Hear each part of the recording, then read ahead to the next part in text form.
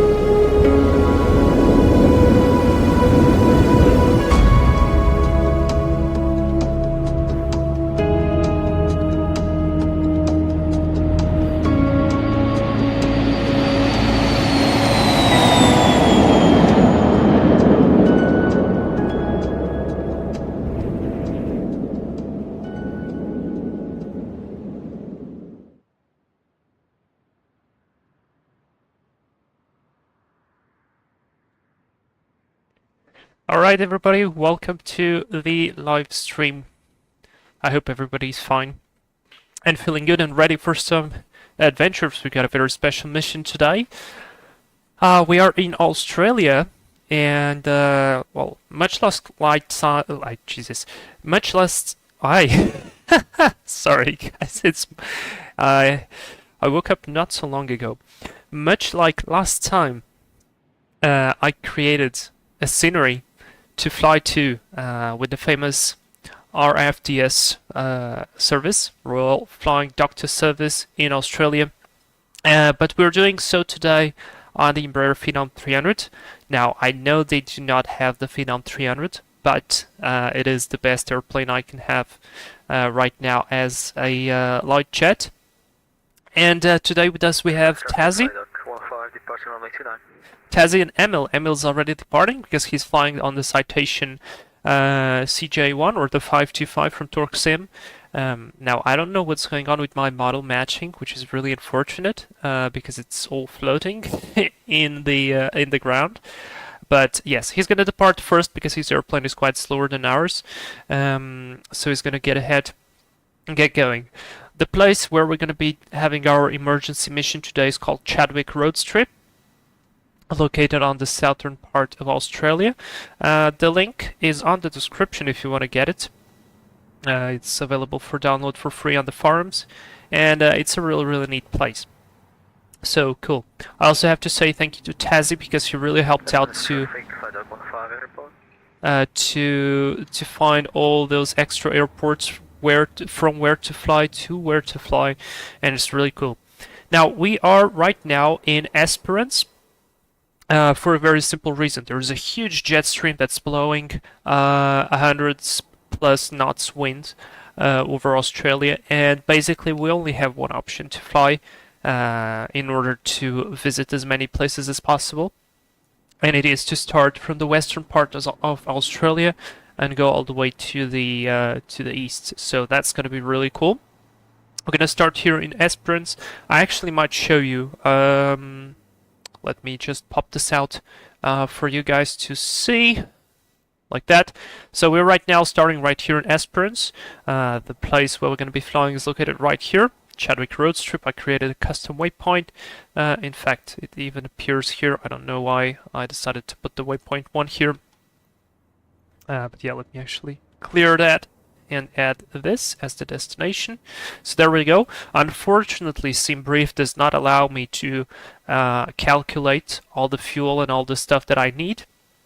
So what I did basically is just come here, make my own adjustments. There is a profile, a performance profile for the Phenom 300, and you can actually get all the fuel calculations right here, so you know how much you should bring. From that point, we're going to fly direct to Adelaide. Pretty simple. Now, I'm not going to submit any specific route or flight plan. Tazi, on the other hand, is flying a route. He's going to be flying over the land, but I want to fly absolutely straight in to be as quickly as possible. Now, I was talking about the jet stream, guys, and in order for you to understand what I'm talking about, let me just bring you here Windy. A very neat app, and as you can see here, the yellow is the faster wind speed. Now we're starting, oh boy, come on. We're starting from here, from Esperance, and as you can see, the wind speeds, this is flight level 300, is 148 knots. Wow! Oh my god, we already got Synchrostar 97, thank you so much. You just donated a pass to JetCentric in order to become a crew member. Thank you so much, dude. For real. And by the way, Floppo, hey, welcome to live stream. Great to see you here. Synchrostar 97, how are you? Great to see you here. LPCB plane spotting. Olá, bem-vindo. Como é que estás? Tá tudo bem. So yeah, this is why we are going to be flying from the west to the east, because we're going to this way explore as much as Australia as possible, and we're going to be using these amazing winds to our advantage. Man, this jet stream is quite crazy. Look at this, 184 knots. Are you kidding me? This is fast. So yeah, I am definitely going to be screenshotting my ground speed today. So this is the main kind of planning, pretty much straightforward. Now I already made the conversion, because if you can see here, all the fuel that is written here is in pounds or gallons, and I like to use kilograms, so I already converted this. And it even says the remarks here how you should climb, cruise, and all that stuff. So it looks like for my trip fuel and taxi on the ground here, I'll be using about 605 kilos for the first leg. So in order to be compliant with all the alternates and so on all the way till Adelaide, I will probably be basically full. Now, we won't be full in terms of payload, of course, which is good, because we only need to fly 2 pilots, 1 nurse and 1 doctor, and some medical equipment inside of the airplane. Now, speaking of the airplane, this is a Phenom 300. The Royal Flying Doctor Service does not have a Phenom 300. They have a PC-24, close enough.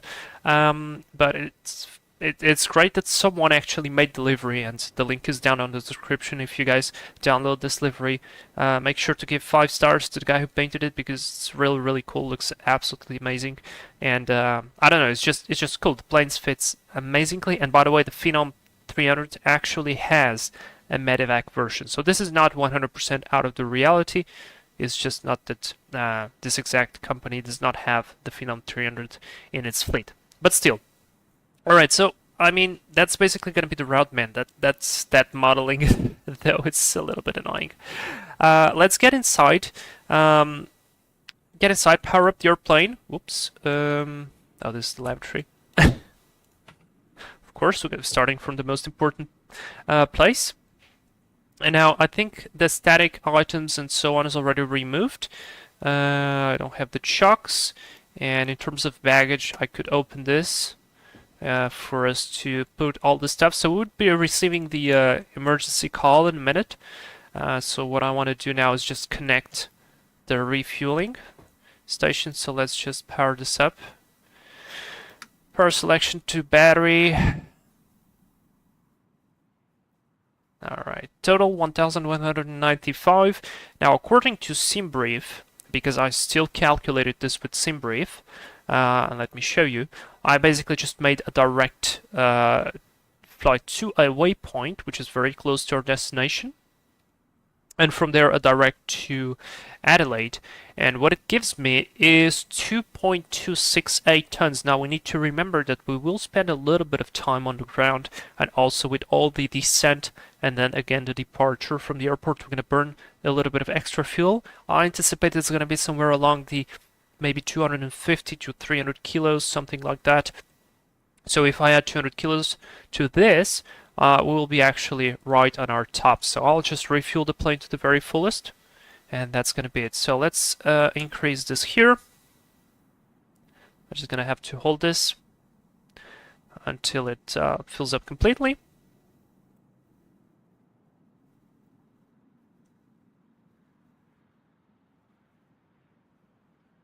So we can do this the real way. Of course, this airplane would have been already refueled. And now let's do this. Let's do this, refuel, and off it goes. Fantastic. All right, let's get inside now. And get ready. LPSP plane spotting. Excellent. Synchro shutter, no sound. A lot of work right now. Can't fly too much. Oh well, I understand you. I understand it. Okay, Phenom cockpit is very simple, very straightforward. Just make sure the engines are off, the thrust is on idle, the brakes is set, so that is all good. We remove this, and we're going to start battery 1, battery 2. Put the nav lights to on, so everybody knows that we are inside. Enter here, and we can actually see that the fuel is increasing, so that's excellent. Alright, and then the flow is very simple. I cannot test the oxygen mask, which is annoying. I wish they'd model that. We can engage the GPU, ground power unit. Probably because we are refueling right now, it should not let us, but I don't know. Okay. We can stay on the battery, so that's fine. Gen 1, Gen 2 goes to auto, bleed 1 and 2 goes to auto, and cross bleed to auto. We then have to check the protections. Hydraulic pumps go to open auto. Windshield heating is going to go off right now. Engine starts or stops. Engine ignition is going to go to auto. And then cabin fan, I'll leave them off for now. Pressurization will be set to off for now as well. And, I mean, I could put it to ECS both, but let's just do off because it makes a weird noise. Alright, the rest is all good. Rest is all good. Fantastic. Still refueling, almost done. Battery's powered now. I'm wondering why can't we get the GPU to connect, but I don't know. Fuel is fine, passenger all looking good, system is looking good. Okay, let's go to flight plan. A very simple departure. I'm going to just do a straight out departure from whatever runway is used, and I'm going to fly direct to the waypoint that I created. It's a custom waypoint for our destination. Now for this, I'm going to go to user. You can see here I have my own waypoint. I'm going to hit enter. These are the coordinates that you can insert if you want to fly to this airport, if you download the scenery and fly there. This is what you can save on your G1000 in order to fly directly to. Okay, so I'm going to hit enter. And there we go. That's it. That's our route. I'm not going to modify much more than this. The only thing that I want to do though is set the target altitude for our profile calculation, and I want to put 2,000 feet above the airfield elevation. Airfield elevation is roughly 220 feet, so I'll correction, yeah, 220, roughly like that. So I'll leave 2,200. This will put us 2,000 feet above, and the airplane will later calculate with the VNAV all the stuff. Alright, 2.5, nope, I want to be 3.5, like that, enter. Fantastic. Okay, flight plan is done. We're going to be climbing to flight level 390 direct, but initially I want to put just 6,000, it's good enough. Vertical speed initially for acceleration is going to be 2,000. And now we do not have a METAR for this airport. And speaking of stuff, the refueling is complete, so let's go real fast and close the refueling.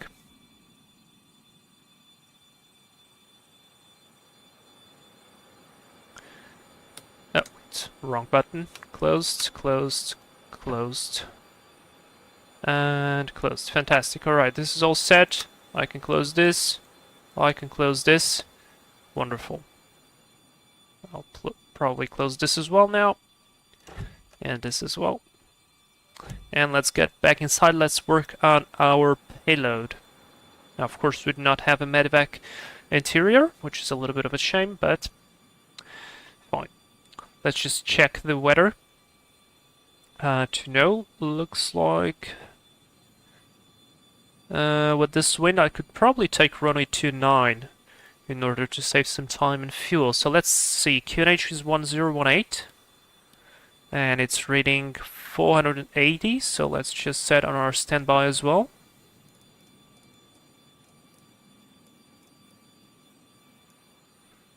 Like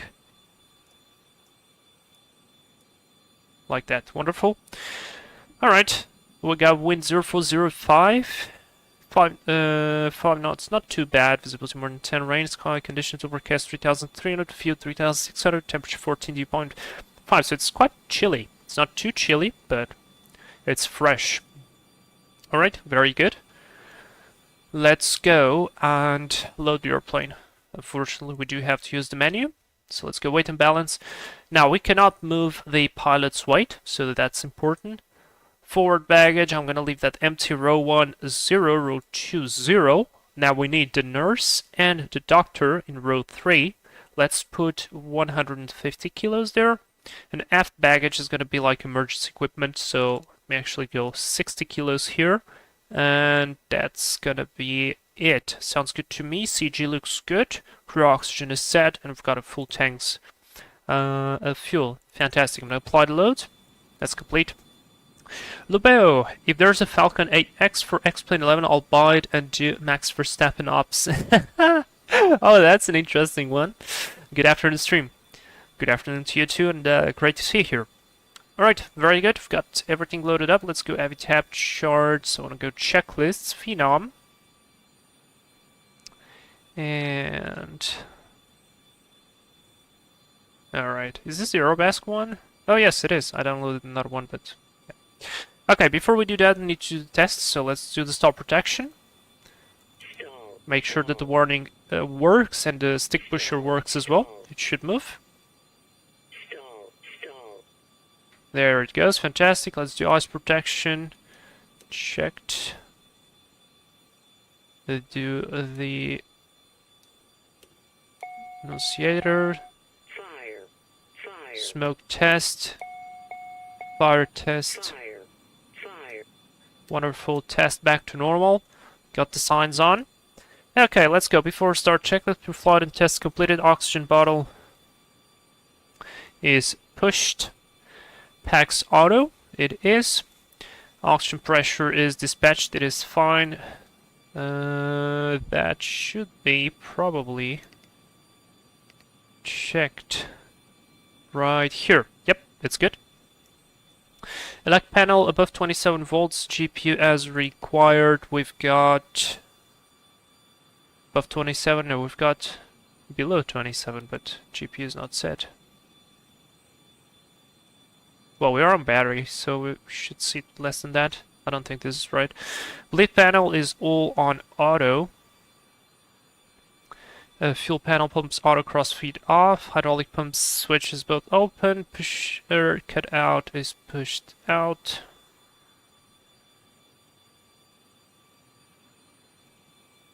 Yep, it is.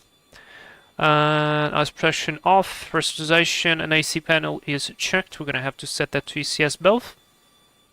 Engine fire panel pushed out, everything is checked. Start stop twice on both sides, ignition both on auto, twist levers idle, flaps and speed brake up and close, parking brake set, doors is gonna be closed in a minute. Alright, let's go close the doors. And let's do a very quick departure briefing. So it is very simple. We will be departing from runway 29er. Taxi is very simple again. We're going to just start the engines on the stand and then follow the taxi line to the runway, backtrack 29er, and depart. We're going to depart with flaps 1, Speeds are going to be V1, 110, 110, and 120. Actually, I'll go flaps 2. You know what? Yeah, that's a little bit better. I mean, not that we don't have a long enough runway, but this is a little bit better. Okay, NTIS is not going to be required. And I'm going to fly straight in. At 400 feet AGL, so that's going to be 900 feet right here. We're going to be doing a right-hand turn direct to the fix, climbing to flight level 390, and that's going to be it. As we finish the turn, we're going to accelerate to 220, and then we're going to go for a 225. And we're going to maintain 225 until flight level 300 roughly, from where we're going to switch to Mach number and climb at 060. Okay? That's going to be it. In case something goes wrong, we're going to continue straight ahead. Now, I could check the charts here, and I think it's a good idea to check the Esperance charts. There is no SIDs. There's a star, but no reference stuff. Let me see this one.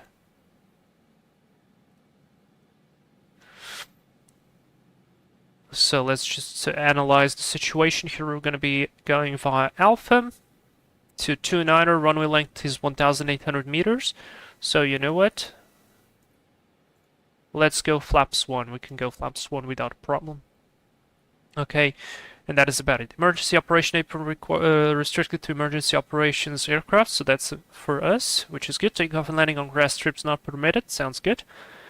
That's good. Parking, flow general, okay. Parking base, okay, sounds good to me. What else do we have here? Takeoff, standard. One engine, we've got 2 engines. Single pilot aircraft without auto feathering. Aircraft not above, not capable of engine, outcline gradient 1.9. So visibility 2 kilometers and ceiling 300, if I am correct with that. Otherwise, visibility 800 meters. So we're all within the limits. This sounds good to me. If something goes wrong, what will happen is we're going to try to return for runway 11, because this way is going to be a little bit with the wind. And we'll just shoot an RMP runway 11. If not, we can go always for the VOR, which is good. Okay, that's the brief complete. We gotta go, because after all, this is an emergency flight. So, flaps 1, compute, sent to the G1000, Avitab. We did the before start checklist. Let's go strobe lights on, because we don't have a beacon. Everything is set. Let me put this back on, and we're gonna start the engine. So, let's communicate here. Esperance traffic, flight dock 311 and apron 1 is gonna start the engines. And starting 2. Off we go. We've got ignition.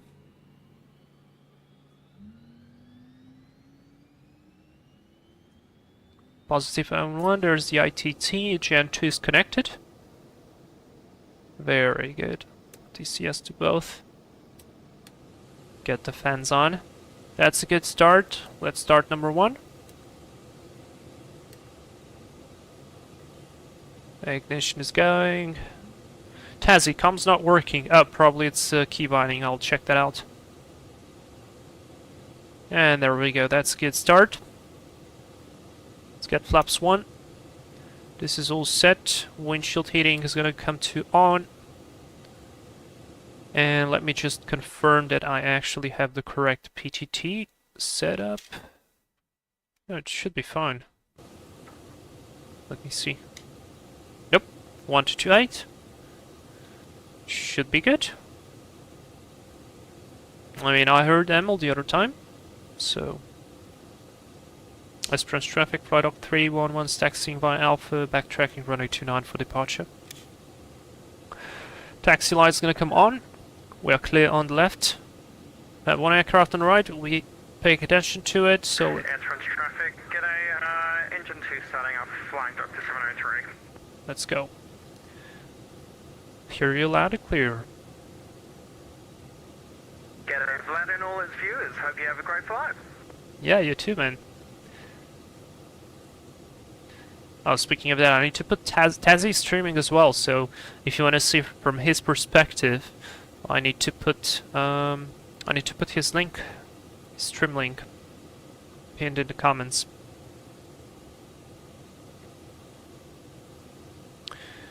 All right, heading to 90 should be selected for the outbound. Flaps 1 is good, oil temperature is good, everything is good. And also do the after start checklist. Flight control here, all looking good. Pitch trim is set. After start GPU disconnected, like emergency, we've got... That's above 20. Stall protection tested, takeoff data set, trims is set, flight control speed brake, need to check the speed brake. It is working. We've got windshield heaters on and flaps are set 1 notch for takeoff. Please advise when at taxi hold short or on runway so I can advance for taxi. Copy that, we'll be entering runway 29 for backtrack, flight log 311. Alright, very good. So final looks clear to me. It's all clear on right as well. Let's get in. Nice and slowly. By the way, this is a custom scenery for Esperance. Let's get alt mode on, clear on left, clear on the right. We'll get landing lights on so everybody can see us better. And before takeoff. Takeoff. Okay. Checked. Good. Alright, takeoff config is checked. We have no cast messages. Signs are PD belts on. Yacht amper is off. Actually, it's on. I need to reset that. Get me heading. Vertical speed.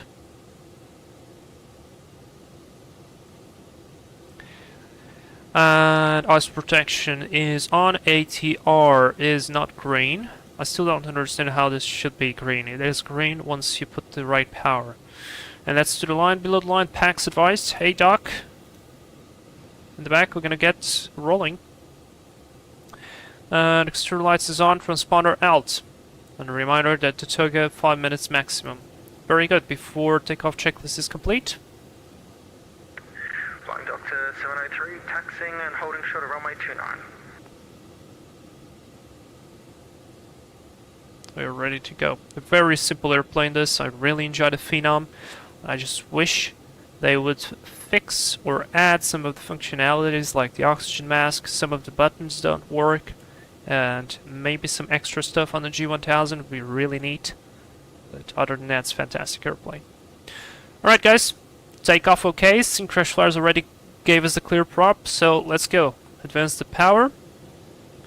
40% it is stable, all looking good. I'll slowly advance to takeoff. Takeoff should be green, ATR green, let's go. Brakes released. Esperance traffic flight log 311, departing runway 29 straight ahead, and then right hand turn climbing to 6000. Esperance. Airspeed's alive. AFM group flight, enjoy. Have fun, you too. I didn't set the right speed. No big deal. Alright, V1, rotate. And we've got a positive climb, gear up.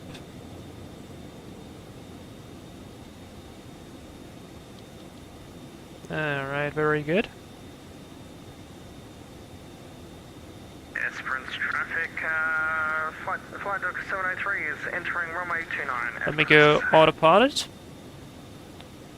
And let me do something that I forgot. Let me put the timer up for the flight. Oh boy. Autopilot. What about the vertical speed, dude? Oh, the vertical speed reset. My mistake. I almost oversped the flaps there. Alright, there we go. Autopilot heading yacht amper vertical speed plus 2000. Let's go climb power. Let's go right hand turn. There is 121, 122, 123, 125. Set flight level change. And let's go flight plan direct enter nav. And away we go. I'll reset the autopilot there. Missed the fact that it went away. Alright, flaps are up, gears up. Everything's looking good. Timer is on. A little bit of turbulence here. I can see Tazzy on the G1000 there. After takeoff checklist, gears up, flaps are up, yaw dampers on, thrust levers is on climb mode, so MCT. Pressurization is checked. It is working at a rate of 500, so that's good. Approaching 6,000, let's continue to 390.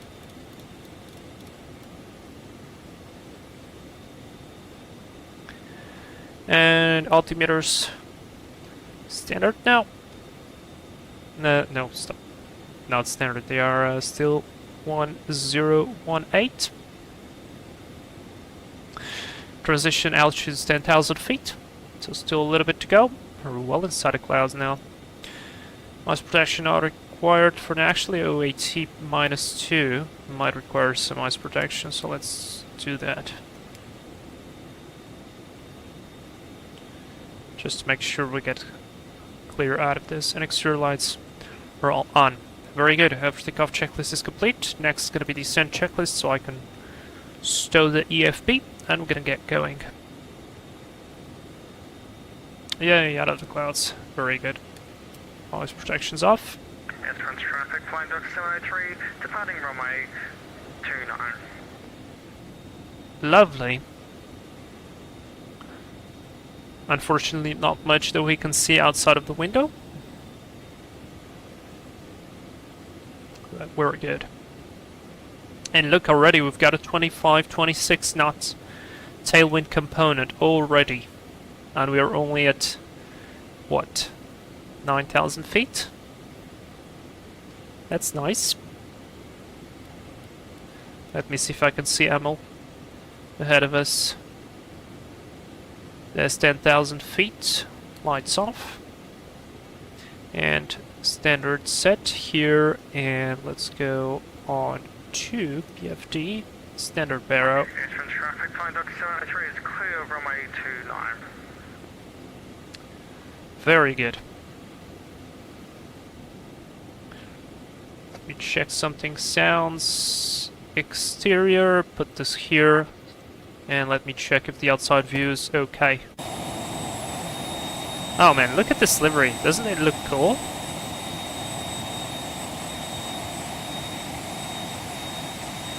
I really think it looks cool.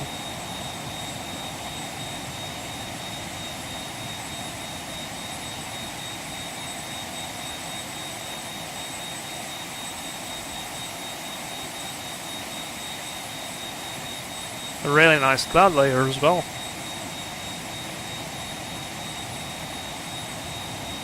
So we've got 3 airplanes flying to the Chadwick Roadstrip.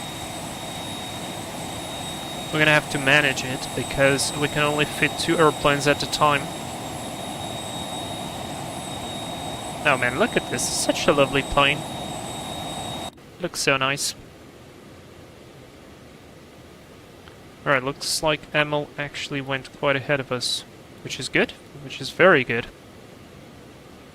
He's flying a Citation 525, so better like this. Oh, you continue now. Hello. Welcome to the live stream. And we've already burnt. We can actually see how much we've used. If we come here to System, Fuel, we can see how much fuel we've used. This is really useful. I wonder if there's a way that we can reset this value. Maybe it resets automatically once we shut down the engines. So, a very important thing, we need to check if once we land in Chadwick, how much fuel we've burned, to make sure that there is enough for us to continue and be legal. Okay, pressurization is looking nice, passing flight level 160. Outside is looking stunning. Yesterday it wasn't this cloudy here. It's quite better.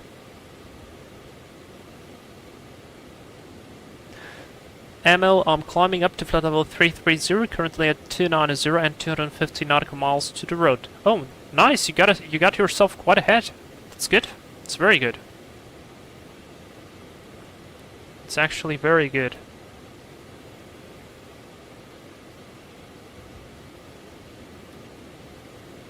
I can't zoom out more than this, but looking nice.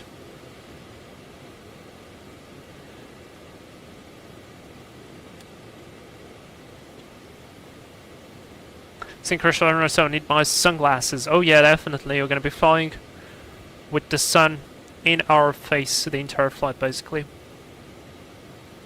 Maybe when reaching Adelaide it's not gonna be that bad. And speaking of that, I'd probably like to see how is the weather there, at least in terms of clouds. So let's see. It is night time right now, of course. We're not flying in real time in Australia, otherwise it would be pitch black. But looking at this, it is pretty... some clouds here, and it looks like it's going to be cloudy pretty much all the way until our destination. And even Adelaide is not completely out of the equation. Interesting. Let's see in terms of weather radar. Yeah, Esperance had some minor stuff there, but overall looking good. Okay. Seems perfect to me. We are in a very capable airplane, so not really worried. Fast flight level 200.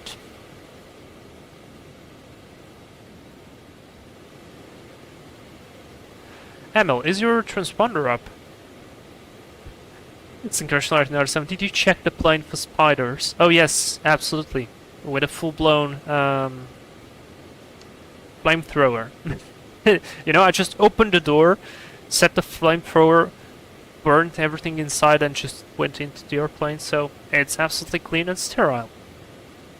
All ready to take our passenger.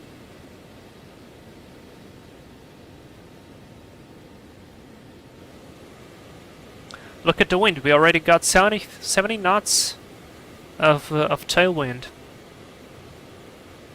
That's pretty good. So Emil said he's 250 nautical miles from the destination, which is very good because we are 405 nautical miles. He's flying fast. He's flying quite fast.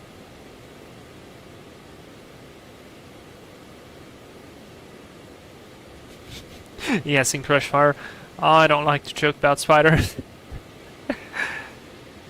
Man, did you see that video of the 152 or whatever that is, that they were landing in Australia with the spider?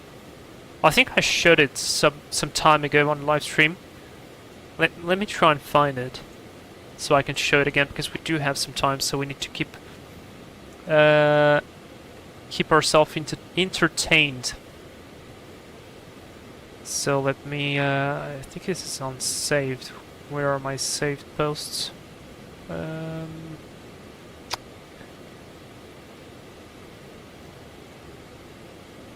are my saved posts? Oh, there we go.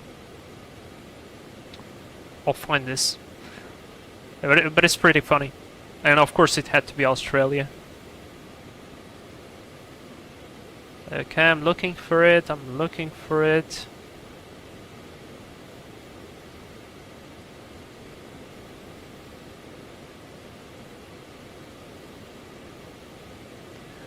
Pressurization looking good. Engines looking good.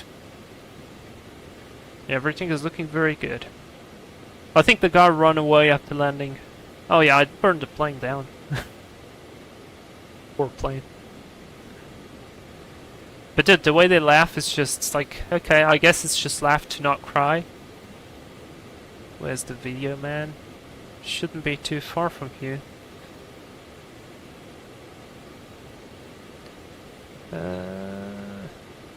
Oh, don't tell me they deleted it. Please don't. I hate when when it happens. You have something saved for years, and you show it every time, and then just gets deleted for whatever reason. It is just so sad. Was this so long ago? Oh, there we go. Found it. Oh wait. Okay, stop. I need to put this sound. You guys need to see this. Are you ready?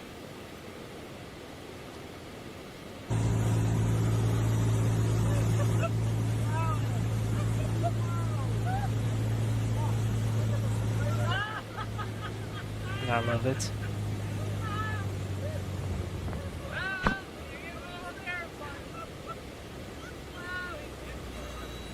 Oh, the stall horn is just the best.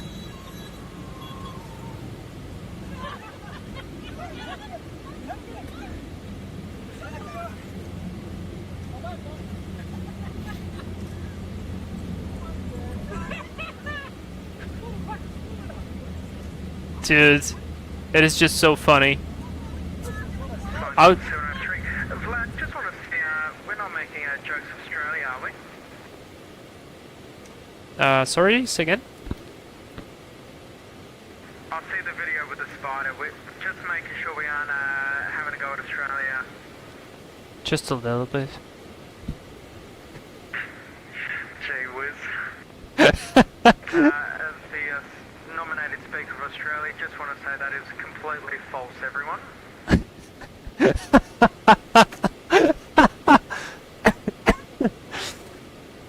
We'll see once we land in Chadwick.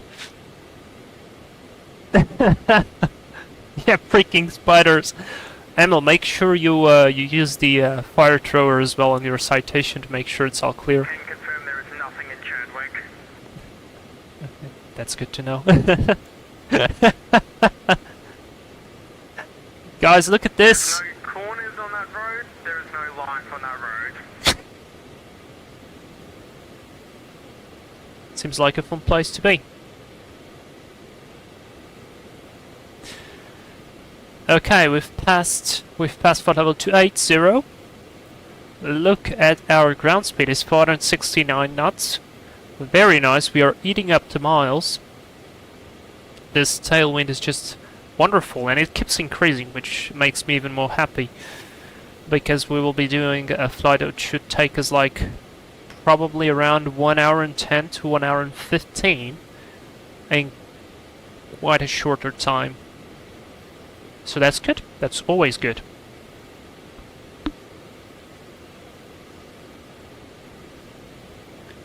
There seems like there's a little bit of turbulence even though the airplane is not shaking too much, but this is expected from the amount of wind that we are taking.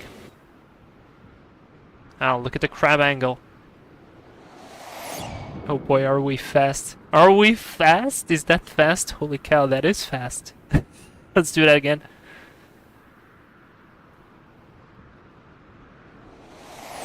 Dude, look at that spot. I don't think I ever catched such a fast flyby on an X-plane, like, ever. Oh my god, we're still climbing, by the way. Yeah, approaching level 300 now with the climb rate decrease. Let me just go and set Mach 0.6. Oh, fantastic, very good. And now our climb performance will increase a little bit. So that's great, we'll get to that spot level 390 in a while. Top of descent is already shown. This is very good. I don't know what the conditions are, but I think it'd be a good idea to get ourselves a flyby of the field so they can actually see us coming and we get a visual picture of how it is looking as well. Now the road trip. It is always good that you actually prepare yourself by just analyzing pictures from Google Maps or something like that, because we do not have any charts. And so let me just come to Google Maps, and we're going to use this free time to analyze a little bit the situation. And now Google Maps doesn't want to load. Hello. Alright, there we go. So, Australia. There we go. I have it saved here. So this is how it's going to be looking. It's a highway near the coastline, which is quite beautiful. That's why I decided to pick this place. There are multiple road strips across this highway, but this one is the most beautiful because it's the closest to the water. So it's really nice. We get to see a little bit of ocean there. And so, how's this looking? We've got basically one runway 2507. Okay, runway 2507. Close to the threshold of runway 07, we've got a parking position for 2 airplanes. This is where we're going to be stopping. And by the way, out of curiosity, I'm just going to put myself there. I tried to make it as close as possible. Now, unfortunately, there is no such bushes in X-Plane, so you can't really put these kind of bushes here. So they are slightly bigger on my scenery, but I tried to do my best to make it look as realistic as possible. And we're gonna have 2 ambulances waiting for us here. 2 airplanes can park here, which is good. And then the guys from the road patrol, they will be holding up the traffic down the road, so they'll be clear from jet blast. Looks like they will be holding them quite far away. I didn't put them this far away, or maybe that's just I see a sign there. I think that sign there is just a warning sign for the fact there is a road strip. I don't think they hold it that far away. There's also a oh yeah, there you go. See. This is what I didn't put there because it has to be a custom object. But yeah, there is actually a YouTube video from the RFDS themselves. Oh, there you go. Oh, by the way, I need to get Tazzy's live stream. Oh, there you go. Guys, join the Tazzy live stream as well. I'm gonna put the link here so you guys can see it, and I'm gonna pin it like that, so you can see his perspective as well. Very good. Now, Chadwick Roadstrip landing. I think that's how you write it. And there we go. You can actually see it looks pretty close to what we're gonna get. And that's how I put the traffic as well. So they hold them quite close to the threshold. And it looks like it's pretty windy. The PC-12 is battling significantly. Now, I don't know why YouTube is not cooperating, but there we go. It's pretty neat. Pretty neat. That's how we're gonna do it.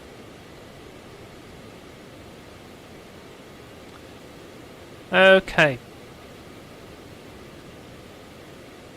Passing 3.5. Look at the tailwind, 147. Should be 500 knots, almost. Yeah. Once we accelerate, it's gonna be pretty cool. And you know what? Actually, now that I'm thinking, because of this crazy tailwind, I don't think it's a good idea to do a 3.5 degrees descent. I'll do it at a 3 degrees descent. I think would be a bit better than the other one. Alright, let's see. In terms of fuel, how are we looking? We've already burned 344. So that fits inside the 605. We're gonna, of course, decrease a little bit the power once we level off. And Simbrief gave me flight level 410, but I want to take a little bit extra for the wind. And at flight level 410, the jet stream started to die out. So I wanted to take the maximum advantage. Aerodigger, hi Vlad, how are you, bro? Dude, welcome to live stream. I'm great. It's gonna be cool. I'm trying to focus on the mental picture of what are we gonna be doing there in Chadwick. But yeah, feeling great. It's weekend, even though I do have to do a lot of stuff, but looking good. How are you? Alright, still pretty cloudy, man.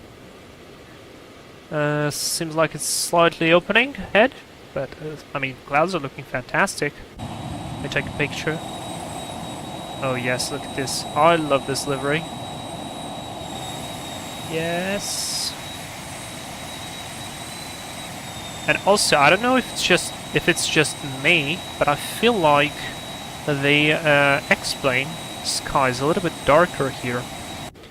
Is that because we got this high, or is this because of some other condition that I'm not aware of? But I feel like the sky is a little bit darker than usual. I'm not saying it's bad, it's just looks like a little bit darker. Okay. Fuel temp is minus 19. Yeah, looking good. We've been up on 21 minutes, roughly 22. So far so good. Let me see if I can see Emil on the map. I don't think so. I'll be able to see Tazi. And he should be flying faster than me, maybe. Maybe not actually, maybe not. 145 on the wind. Not too bad, not too bad. Although it shows a quite significant component here. 150 knots. Damn, that is fast. Almost leveling up, flight level 390. And there we go. Now, this is something I've been noticing, that I'm not going to decrease the thrust right now because I want to first accelerate to the cruising speed, which is going to be Mach 0.7. We do have a max cruise detent here, okay? But what I've been noticing is sometimes when you activate the constant speed control, which is kind of like a very basic auto throttle for the cruise segment, and it essentially slaves whatever speed you're going to have here. If you put it to max cruise, there will be times when it needs to apply more power than it actually can, because you will be able to see there will be like a green band here for a range of thrust that it can go from and to. And so what I've been doing is I've been leaving it on the continuous climb thrust right here and then activating the constant speed control because it still allows you to do so. And this way it gives us a range from the climb power all the way to a lower value, which is a little bit better. Now I need to read on this because I want to make sure that I know how to do this the correct way. And so far I haven't really found a correct way to get it. So see why is it so important to get the speed going? Because we take quite a bit of time because of all the drag and all this stuff to accelerate actually to the required value. Look at this, the ground speed is 528 knots. Holy cow. That's pretty fast. And we're 23 miles out. Yeah, sorry, 23 minutes out. And our top of descent is in 18 minutes. So we are essentially taking 40 minutes from takeoff to descent on a flight that has a total time of 1 hour and 10 roughly. So really neat.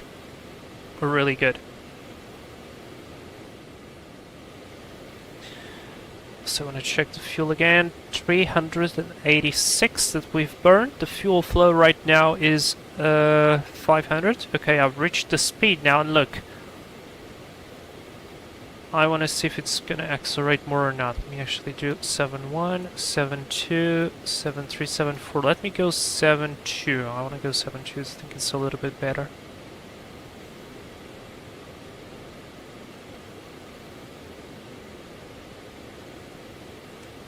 Alright, now I'll hit constant speed control. See, the speed turned out green. And now you can see that the range goes to the back of that, so it is good, and it will decrease in a bit. But what you'll notice also when flying this airplane is that the constant speed control lags a lot with the auto throttle, so you'll see the speed actually fluctuate quite a bit. Like right now we probably almost increased, yeah, can't increase 0.01 of a Mach. There we go, 73, and we should hold 7.2, even faster than that. And you can see that the thrust adjustment is very, very slow.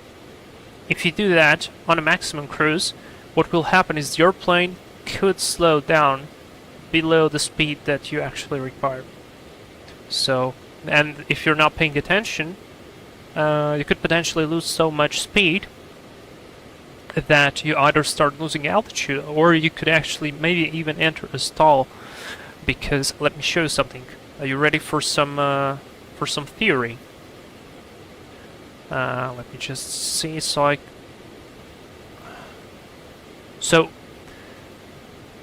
I'm gonna try to make this as simple as possible. I'll put two graphs here, like one graph like this, the other graph like this,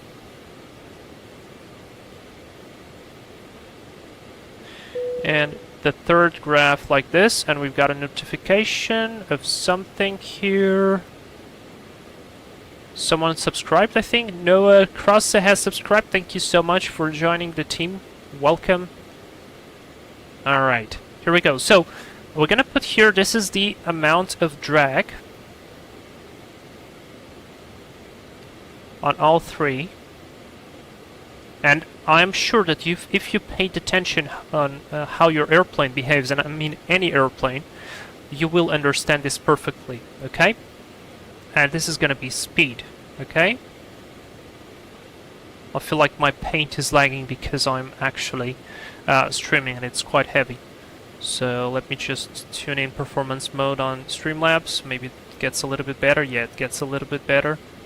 Fantastic. Alright, so we've got speed, speed, speed, and speed. And we've got two types of drag, okay? We've got the induced drag. Let me write it in blue. Induced.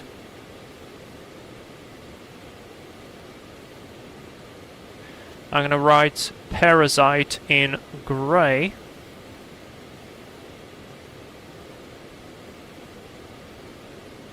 And I'm gonna write in orange total. So this is how it works, okay? Essentially, what is induced drag? Induced drag is the drag that your airplane has because it's creating lift, okay? It is related to your angle of attack. So the more angle of attack you have, the more induced drag you're going to have. Essentially, that is due to the vortices that are created from your wings, because the air is trying to equalize the pressure, and because it creates those vortices, that actually gives away a lot of energy, and that creates a lot of drag. So essentially what it does is that the lower you go, the higher you need to put your nose up to maintain a certain altitude, right? So the more induced drag you get. If you accelerate your airplane, you're going to reduce your angle of attack, you're going to drop your nose lower, and this way your induced drag is going to go lower. So essentially the graph goes like this, okay? The slower you go, the more induced drag you have. The faster you go, the less induced drag you have. On the other hand, you have parasite drag. What is parasite drag? Essentially, parasite drag is just the resistance of movement from your airplane. That's why the airplanes are so streamlined. And like, I don't know, but a Cessna 172 or a 152 will probably have more drag than, let's say, I don't know, a Cirrus or a fighter jet or something, because those are very much streamlined. And this amount of drag also depends on the form of the object, of the cleanness of the skin, all that stuff. And it works the opposite of the other one. Of course, if you have less speed, you're going to feel less resistance to your movement. The faster you go, the more resistance you'll feel to your movement. I mean, the absolutely same happens with cars, for instance. If you ever look at the mileage of your car, if you go slowly, right, you can get less mileage, less fuel burn. If you go faster, the fuel consumption will rise very quickly. So essentially the graph goes like this, okay? And so what happens if we combine the two? What happens is basically a graph that will look like this, okay? Where this here is going to be your, this here is going to be your lowest flying speed. This is going to be your stall speed. This here is going to be your maximum speed.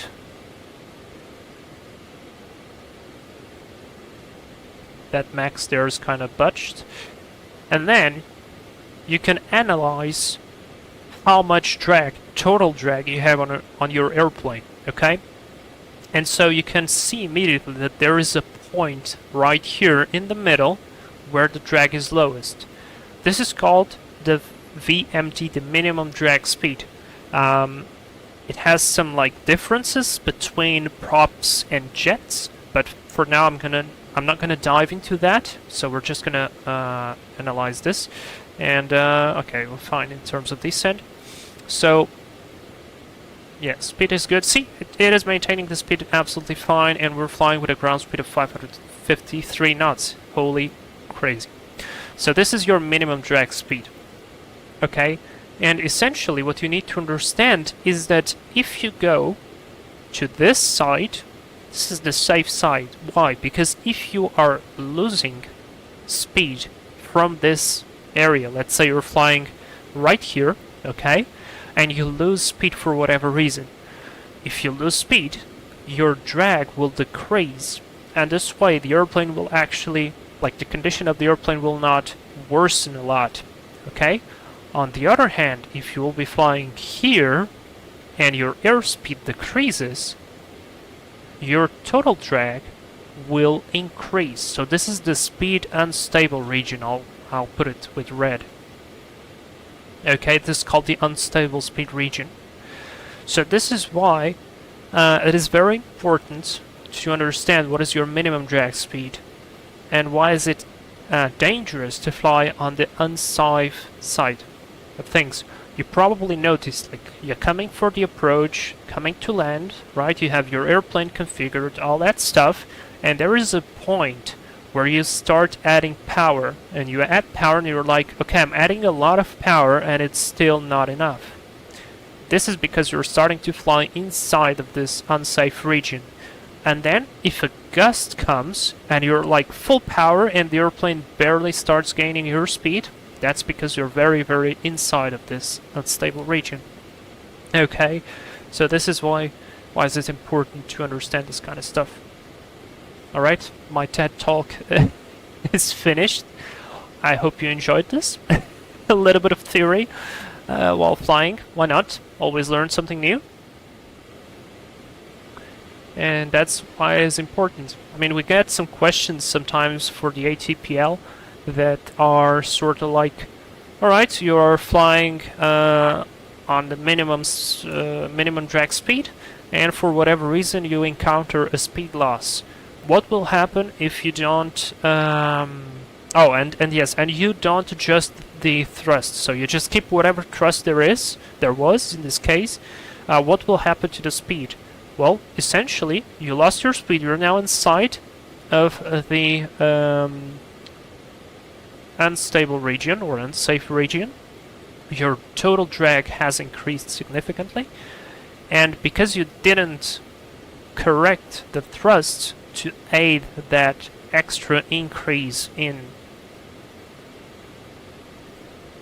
drag, what will happen is that your speed will get lower and lower and lower. If you don't do anything, you might even get to the point of stalling. And that's why it is so important. And next time you do an approach or something, you can try out and see this. I mean, on the Airbus, for instance, it's quite easy because you have the green dot. And it's very easy to see that with the green dot. So maybe try with a smaller airplane like a Cirrus or a Cessna. Go find what is the gliding speed of the airplane. The gliding speed is usually the minimum drag speed, or close to it. And then try to put yourself, like, set a certain power, and then increase the airspeed, and go back to that power and see what happens, see what's gonna be the trend. And then decrease your speed with the same power, and see what will happen with the airplane. So it's very important. Okay, we've got 6 minutes to top of descent, so that's very good. We're gonna do one overfly of the field. It looks like it's gonna be cloudy pretty much all the way to Chadwick, so I just hope that the that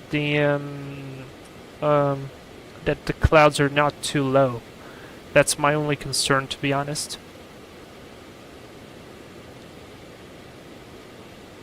But it should be fine. Let me see. I'm going to use windy again. I want to see what is going to be the cloud basis.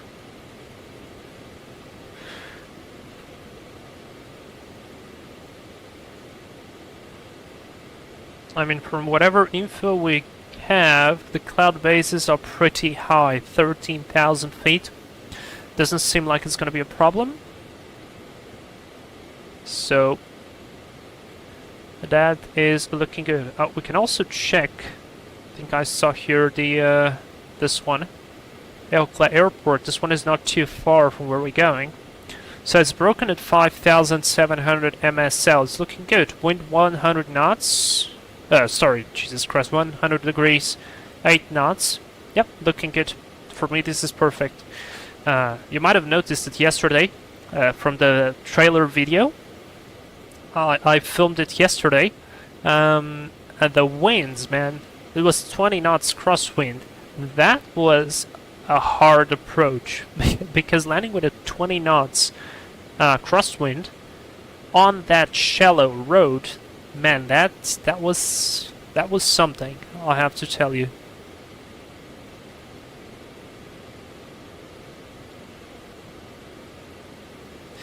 Alright, 4 minutes till top of descent. What I'll do is I'll pre-select a lower altitude to start with, like 10,000 feet. And I'll hit VNAV. We should get VPAT, that's correct.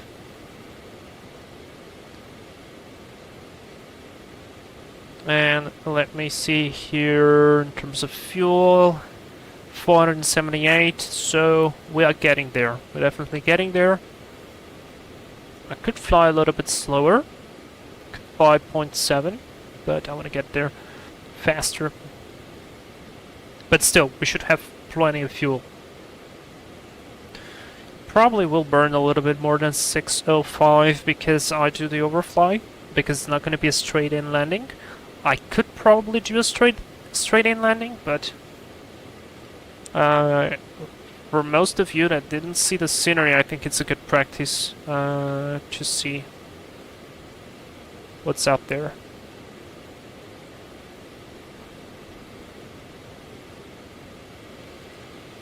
The clouds are looking good, though. I'd wish to see some scenery, but it is what it is. Okay, wind speed has dropped a little bit. Yeah, the core of the jet stream was more to the south, so it makes sense.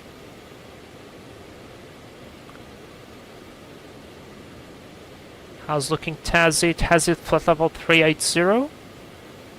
He's got 1,643 kilos, so he's definitely flying lighter than me, which is good. I wonder, does he have the same problem with the Phenom? No, his Phenom is good. Oh man, then why, what am I doing wrong there?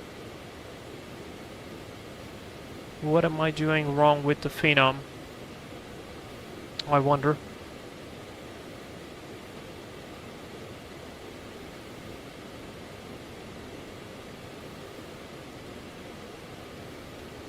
It's pretty good.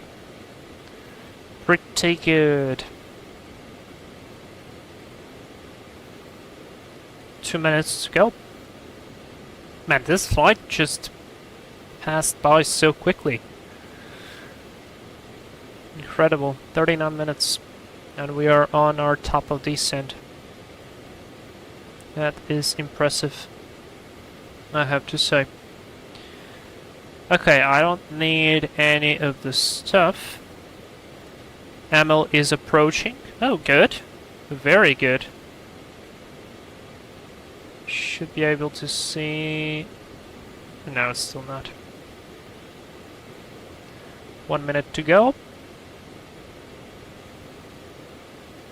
And total distance to go, 131 miles. Neat. Very good. So Emil is going to be first. He's doing the approach. Have a safe landing. Yeah, see here when it flashes limit, it means it reached the lowest limit. But I prefer it to reach this limit than just going for the maximum amount of thrust that it can go. And goes for a gust, and it's not enough, and then your speed goes down and down and down, and then you're kind of botched. See? Just flashed for a little bit. It's back on place. Okay, 1 minute dead for the top descent.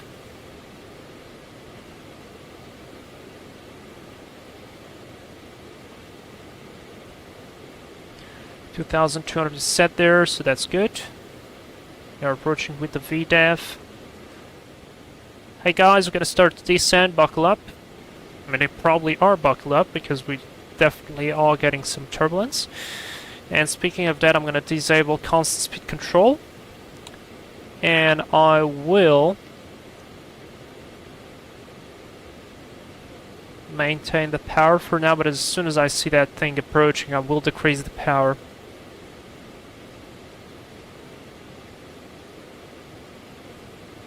Looks like we will need to use some anti-ice as well.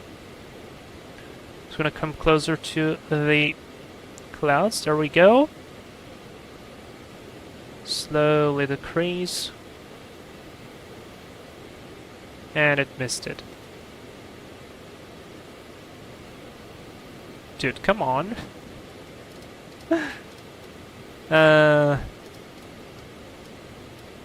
I don't understand. Sometimes it works like a charm, other times it doesn't. I don't understand what's the thing with it.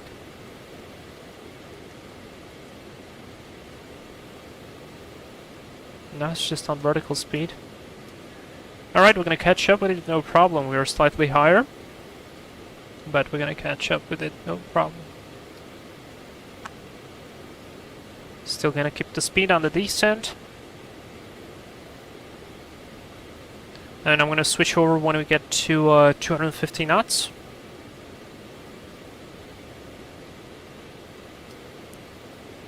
And let me set 2,200. Alright, also descent checklist. Briefing. Very quick rebriefing. So flying straight over to the field, check out with the weather conditions, and then do a base turn basically to land. The landing data is not set yet. We're going to set that in a minute. We're going to be landing, of course, with flaps full. Speed is going to be 114. Sounds good to me. Windshield heat is on. Signs and outlets are set. Ice protection not required for now. Descent checklist is complete. Wonderful. I'll actually leave the tablet on. This way I won't forget about it.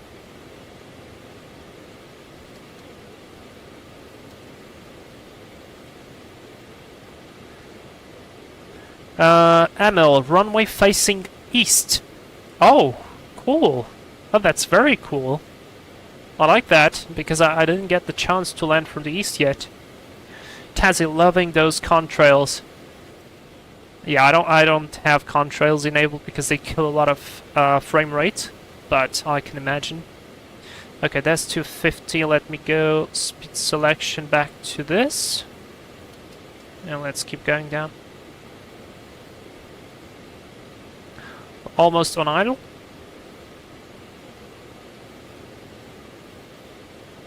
I mean, a bit far from idle, but not too far from idle. And it's still accelerating. Alright, idle power now.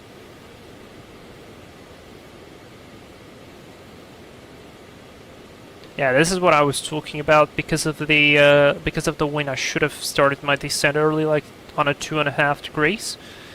But it's okay. We can get there with speed. We'll still level off. And we'll lose some speed as well when we start the descent. 550 knots almost. Fuel flow is 27 now. Quite economical per engine, so that's gonna be 54 total. 54 kilos per hour idling at this altitude. Pretty good.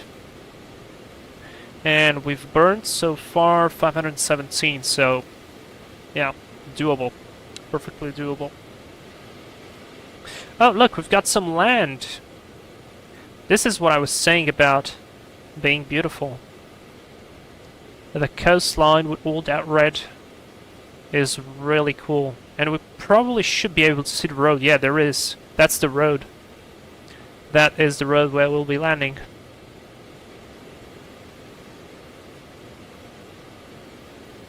So pretty good. Let me see if I can get info. Nope, the map hasn't loaded yet. But yeah, you have to explore a little bit more of Australia.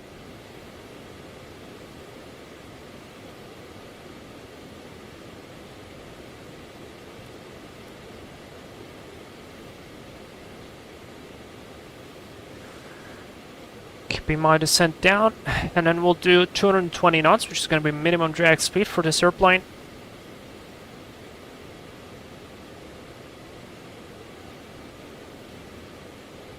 Want to catch that vertical profile and switch over to VNAV. Let's get the minimums on, and we'll do 1,200. This way is going to be 1,000 above the field.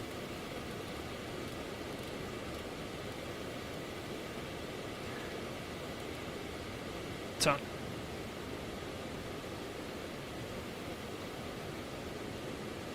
Emil, on the ground, did minus 4,000 feet per minute on descent, by the way. Not bad!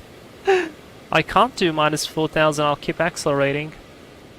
But yeah, I'm loving the fact that we can see some land finally.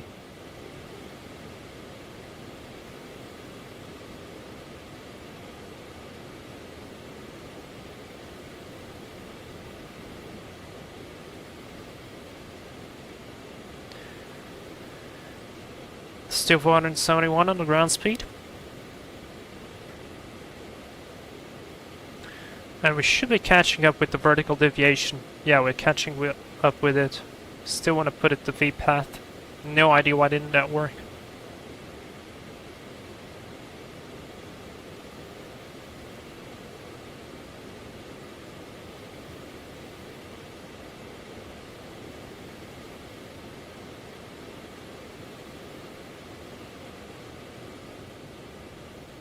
Yeah, it's a nice opening. I wish this opening was for us, but it doesn't look like so for now. Alright, almost there. Let me try now. V-path, there we go. Now we're on the profile. Now I'm gonna start to slow down a little bit more. Very good. About 58 miles to go. Not too bad.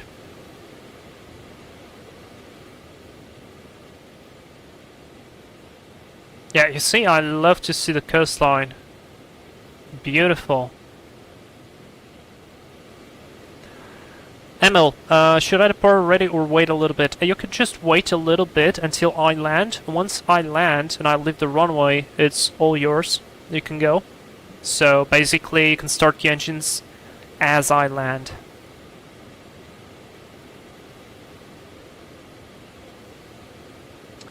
There we go, catching up with the speed, looking good now. I'm wondering what was the problem there with the Phenom 300 CSL.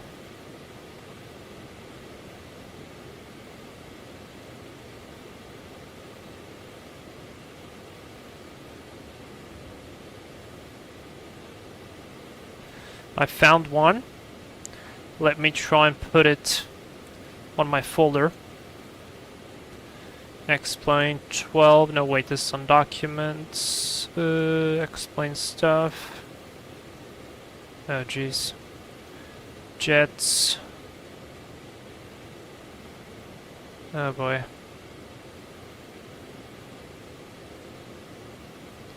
Found it. Let me just do very quickly this, and I hope it works. Alright, need to keep up with the speed now, add a bit of power.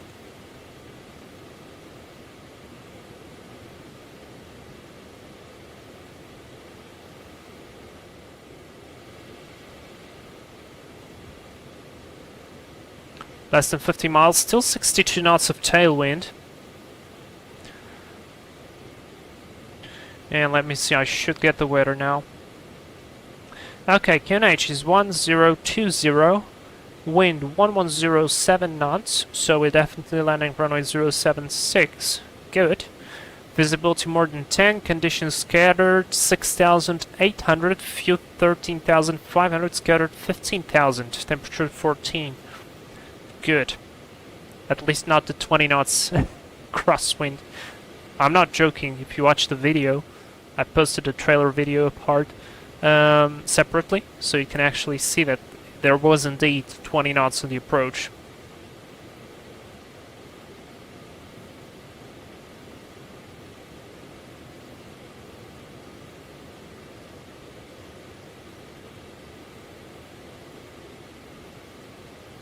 And good, man, Emil, I'm so happy that you actually got to get there on time, and with time to spare. That is so good. Let me see outside view. What a lovely little airplane. And I got it for 35? No, less. I got it for less. I don't remember how much, but it gives me just so much fun. It is so cool. Right, 36 miles to go. And by the way, don't see, this is why it is important sometimes to look at your ground speed. Your ground speed is 350. So it is literally 105 knots higher than what you are seeing on your indicated. But your ground distance is still the same. It's 35. So it will take very little time, 5 minutes in fact. Okay, let's go QNH 1020. I don't remember what it was in inches of mercury, so let me put this 1020, it's 3012. 3012 is set here. That should have gone there. Okay, PFD, standard barrel off. 1320 set. Let's go for a speed of 220 knots, even though I'm pre-selecting it here. Remember, this airplane does not have an auto throttle. 30 miles to go, quite close. And let's do our approach checklist. Altimeters are cross-checked. DA barrow is set 1200. Actually, probably we'll set that a little bit higher because for decision, let's do 40 feet above, like that. Crossfeed knob is off. It should be. It is. Fantastic. Exterior lights will be set in a minute. Signs outlets set and packs are advised. Pro checklist complete. Boys, we are going to be on the ground in about 10 minutes.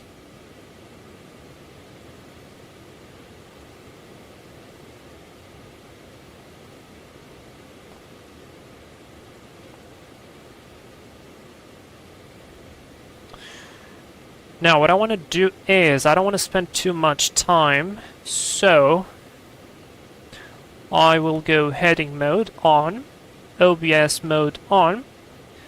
With the wind information in Emil, we've already confirmed that it's going to be runway 07. So I'm going to put here 076. This is going to put us nice and aligned. 10,000 lights on.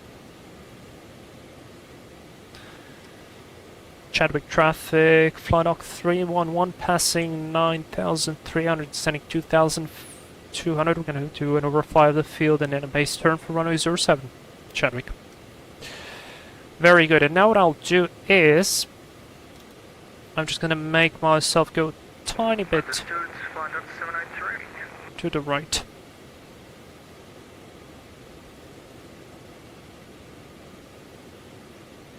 $54. Not too bad. Now the haziness doesn't really help. But at least it looks like we're not getting into the clouds, which is wonderful, and that means we will not need to use any anti-ice. So that's great. Let me come here to V-speeds, just recalculate in case it needs 114. 114, it's what we need. Actually leave the tablet on. And landing checklist is going to be probably next. Yep, before landing. Alright, let me zoom in even more. See how are we getting close to the minimum drag speed, which is the Yankee there, and the airplane basically on idle doesn't want to decelerate. But if we go below that speed, trust me, on idle it will go very quickly to a lower speed. Okay, actually we're getting into some clouds, but the outside temperature is 1 degree. I don't think this top cloud here will require any anti-ice. So, oh, there's a big ship. Interesting.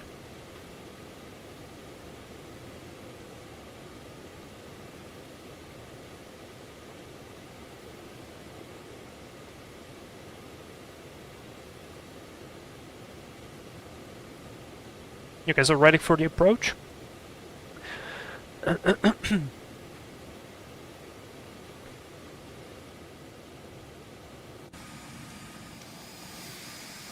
Oh wow. I love the colors.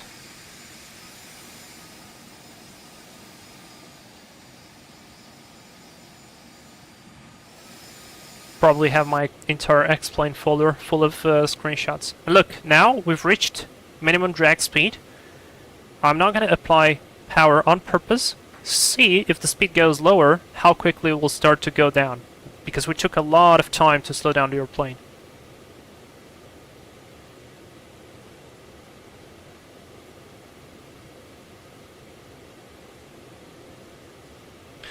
Okay, altitude selection is in 2200.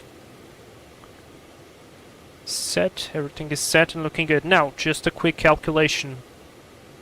Every 3 miles, but I don't have the distance from the threshold, huh? I don't have the distance from the threshold. So I'll add a mile extra, just in case. No, that put me too low. The runway length is 1,230 meters, which is almost a mile, like 2/3 of a mile. And I can see it. Fantastic, this is where we're going.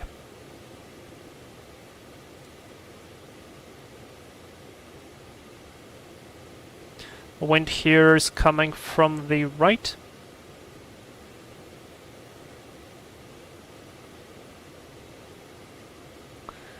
Okay, so we're doing a flyby over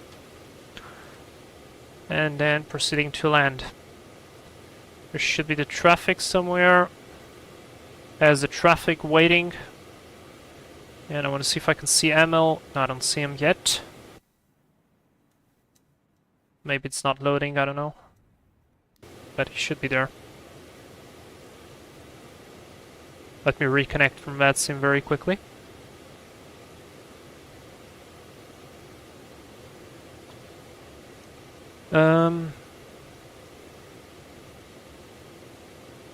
Oh, I just now thought 1000 level checked. I just now thought to myself that I didn't submit a flight plan. Oops. I'll have to correct that. Yeah, see, the speed now is just starting to go lower and lower and lower, and we need to maintain it. Alright, there we go. There's Emil. I can see him now. Nice citation. Okay, let's do a bit of power. So we are 2,000 feet above. 2,000 feet, it's 3 miles per 1,000, so we need to be 7 miles out. Alright, very good. Let's do left heading. Keep the speed.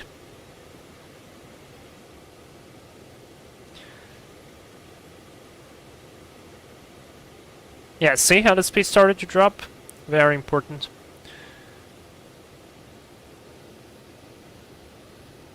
Chadwick Roadstrip, flight up to will be holding 5,000 feet and will be going a flyover the airfield before turning in. Chadwick traffic, Flydog 311 is now at 2,200 feet, proceeding for the left downwind runway 07. Will report turning base.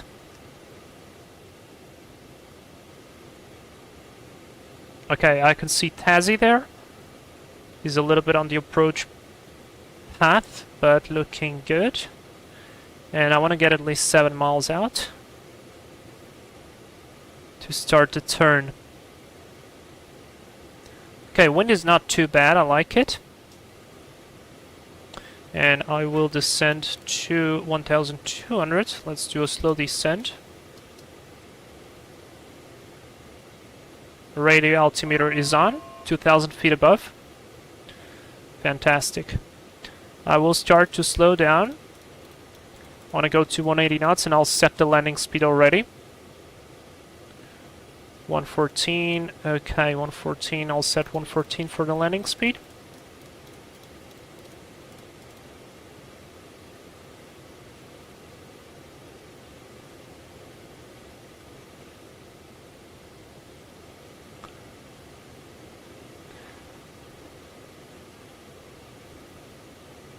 Flydog 703, can you report your altitude at which you're going to do the overfly?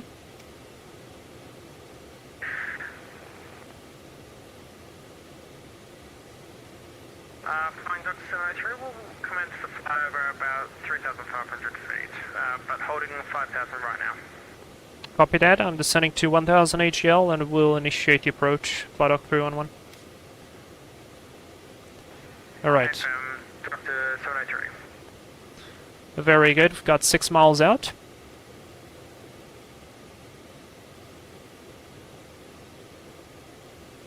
Start to slow down.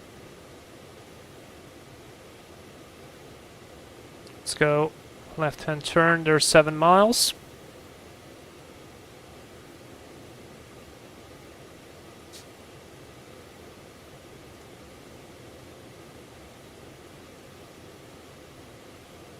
Just a warning, Chadwick traffic, severe turbulence at 5,000. Copy. Oh, we didn't catch any. Interesting. Okay, why am I slowing down to 180, guys? Because the flaps restriction is 180. Go around altitude for us is going to be 2,200. So I'm going to pre-select that, 2,000 feet above the field. There's our heading intercept.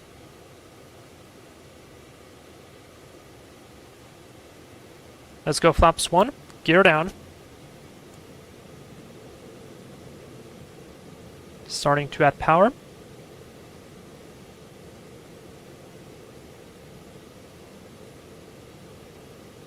Don't want to slow down too much.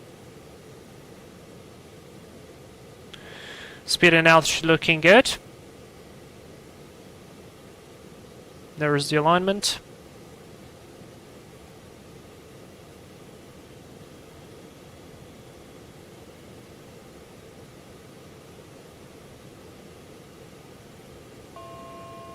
Check. Let's go nav. 6 miles out, flaps 2.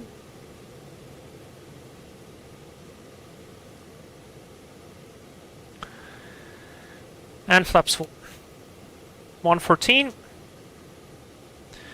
Before landing, gear down, 3 green. Flap set, yaw damper is going to come off in a second. Speed, speed, speed. Yeah, see how the speed goes? Autopilot. I'll go autopilot off to help it out a bit. Let's sync the heading.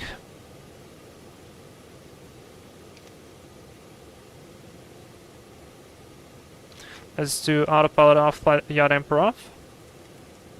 Yaw damper's on the left. Okay. Looks like we are stabilized. Finish checklist. Speed brake is closed. Go around altitude set 2,200 feet. House protection not required. Landing checklist is complete. Chadwick traffic. Flydog 311 is on a 3-mile final. Runway 07. But it's still a little bit gusty here.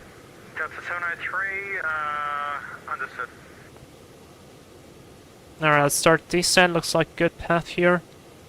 ground speed, vertical Flying Dutch 703, descending 3000. vertical speed should be around minus 600 here. And now, luckily, this Garmin G1000 actually shows us the runway, so one thing that really helps out is just put the bird, that green little bird, on the runway. This way, you're gonna just 500. block yourself in. Sounds good. Bit of a crosswind from the right. 400.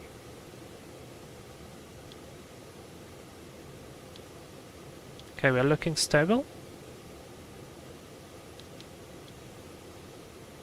300. A bit up center line, correcting.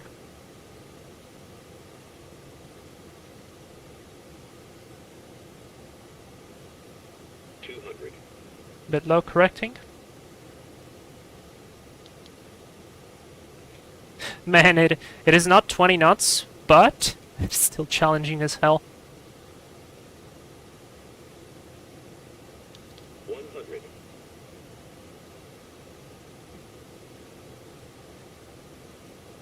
Don't worry, Vlad, I'm watching you from up here. Power to idle. Barely flare. Speed brake up. Slowly on the brakes. Aileron to the wind. Not too bad. Great landing there, Vlad. Thank you. Ooh. Alright. Flying Dutch 703, we are commencing our downwind. Chadwick traffic, flight dock 311 will initiate backtrack, will report clear of runway. Affirm, Dr. 703. Alright, let's go. Speed brake up, flaps up. Do a quick turn back here.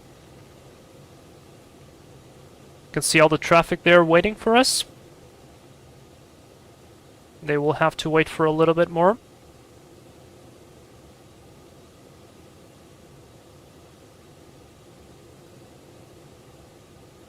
Alright, taxi light on.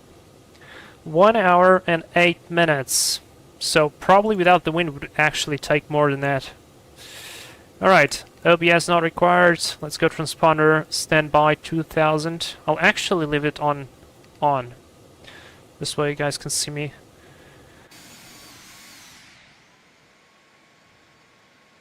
Not too bad, eh? Alright, let's get going quickly. After landing, flaps speed brake up and close, lights set, ice protection. Windshield heating off, cabin pressure. Altitude of the aerodrome, yeah, 50 feet is within 0.2 difference max. Yeah, it is. Perfect. Now I need to vacate the runway quickly, so Emil can leave, because he's gonna get going. And for flight dock 15, you can start rolling into the runway. Affirm, Dr. 703, commencing base 10.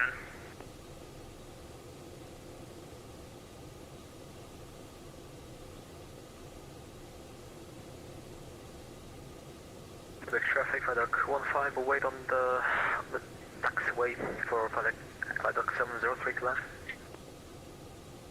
Okay. Roger, I think you can have... You can line up now and depart before he lands. Affirm, you guys have time to do that. Dr. 703?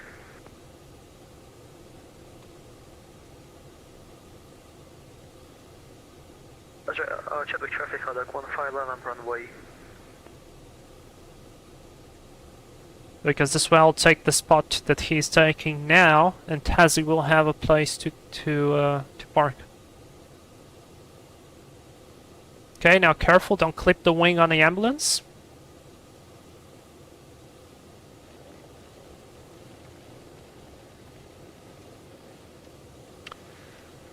Chadwick traffic, flight dock 311, runway vacated. Runway vacated. There goes Emil. Chadwick traffic, flight dock 15, departing runway 07. See you in Adelaide. Okay, let me get some speed here. Hopefully. And now turn.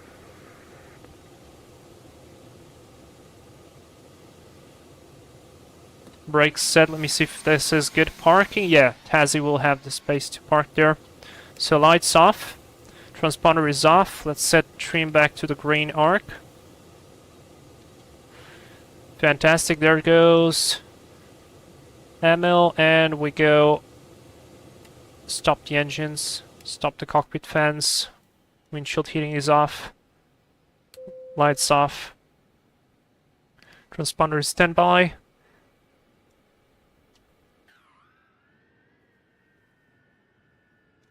And off we go. Chadwick traffic, Adelaide 15, airborne off the runway. Hey, Pam. Strobe lights off. Doctor Surrender. Oh, great landing there. Very good. Alright, boys. We managed it. 1 hour and 8 minutes. So we're gonna load up our passenger after landing is complete. I'm gonna jump again to the before start checklist. And we're gonna watch Tassie approaching. He's somewhere over the water. Still can't see him very well. But I imagine this would be quite quick to do. We actually parked very close to that truck. Have I clipped it? I probably clipped it. I probably did clip it. Okay, now, while we wait for Tassie, I will start to prepare the rest of the stuff because departing out of here is going to be equally interesting as landing. So, because I haven't submitted a flight plan, I'm just going to use my own call sign again. And this way you can actually follow on... where's Emil going? Why did you do that turn? Interesting. Okay. Tassie's on approach. Chadwick traffic. Doctor 703 on final. Runway 07. Can I clear this? Clear. Okay. Okay. Okay. Honestly, mine not too bad. Okay. Looks good. I see something. I see something, and yes, I see an airplane. Very nice. Let's watch the landing.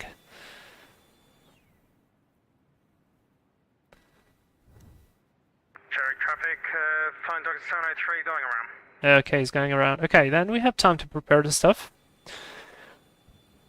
Okay. Guys, don't remember, he's streaming right now. If you want to watch what he's doing, just hop into his stream.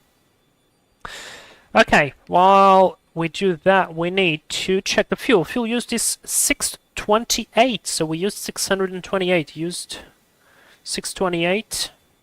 Left, we've got 1,802, so that is wonderful. We have enough fuel to get to Adelaide without any problem. Now I need to load some passengers here. So in this case, we're going to load only one passenger. And that guy is going to come here, and because he is on medical support, or on life support, or whatever, we're going to put, let's put 90 kilos with all the stuff. So enter, that is set, done, apply, got the passenger in, not a big weight increase. Now though, I need to close, I need to pre-file this. Pre-file. Now let's change some of the stuff here. We're going to climb to 390 again, and call sign is D311. I'm going to go IFR. This is correct. This is all correct, and we are departing from here to there. Off block is going to be 13. Actually, it's going to be 1400. Altitude 41,000. Nah, let's go 39.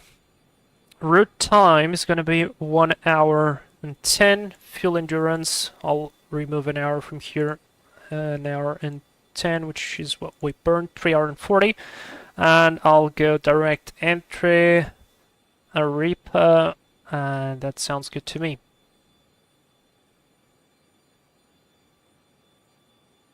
Yep, file the flight plan should be good to go. Yes, indeed it is. Let me see now. Yep, Emil is flying nicely. Very good. So pre-file, that's done. That Flying Doctor 703, commencing base turn. okay. Good luck. Now I'd love to see how can I reset this. There is no way I can reset this, unfortunately. No. I wonder if I just start again. But anyways, we've got the fuel in. It's 1,802. I took my note. So I'm gonna wait for Tazzy to land, and once he lands, we are gonna depart. And I need a toilet break. So probably we're gonna depart and then start again. 1 hour and 8 minutes. I'll put 9 minutes because I've started the timer late. Reset the timer. Let's calculate the V-speeds. Calculate our altitude. Now for departing altitude is going to be 10,000.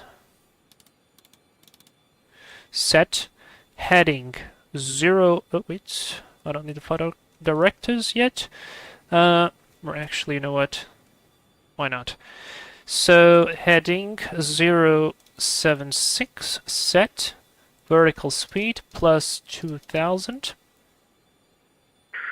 Flying Doctor 703 on final Chadwick Roadstrip 07. There he goes. I want to take a screenshot like this. I think this looks very cool.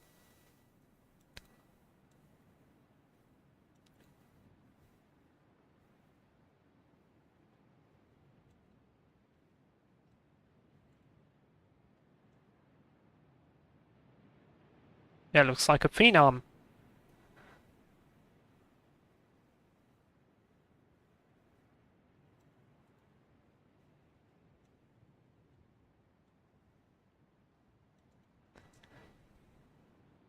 Yep.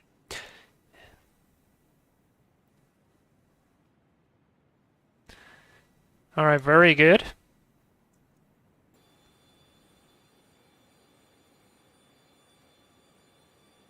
Let me get out of here.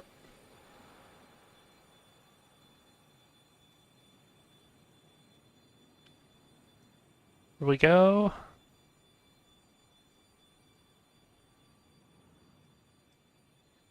Nicely done, and my model is still broken. Ugh. Oh, that was nicely done. Oh man, that's sad that the model is broken.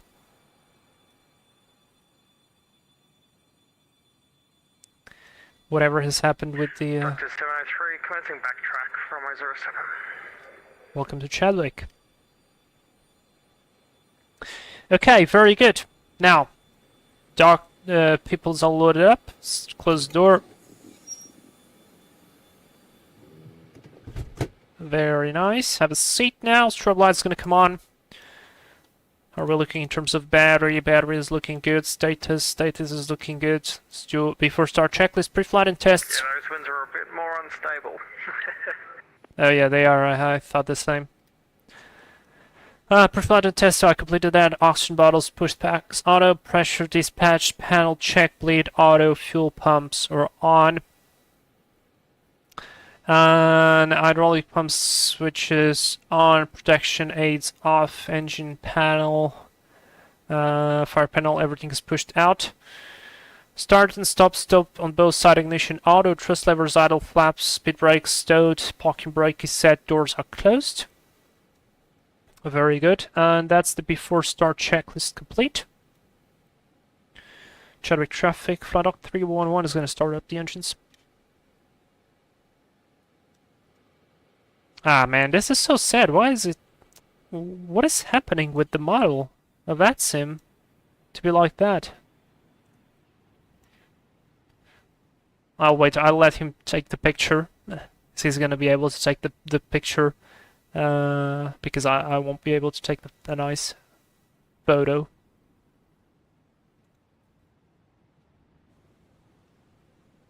Anyway, it's looking brilliant on his side, on his live stream. Be careful our wings.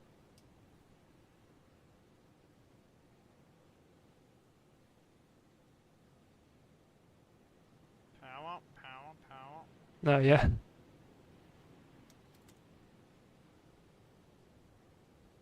Nice. Doctor 703 is clear of runway 07.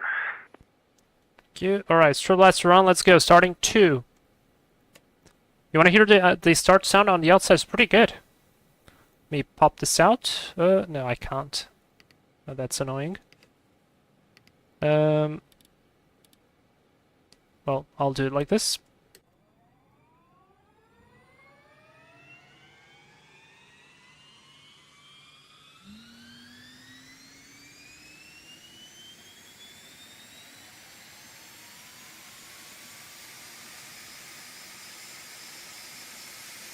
And I like the detail of the dirt being blown behind the airplane.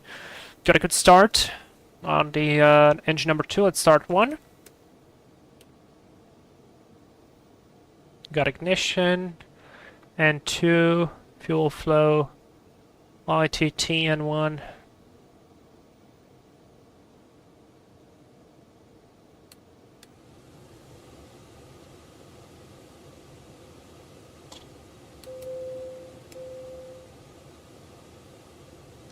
Excellent. VSPs are gonna go flaps 2, compute. Cent 98 is gonna be rotation. And I will put 225 for acceleration.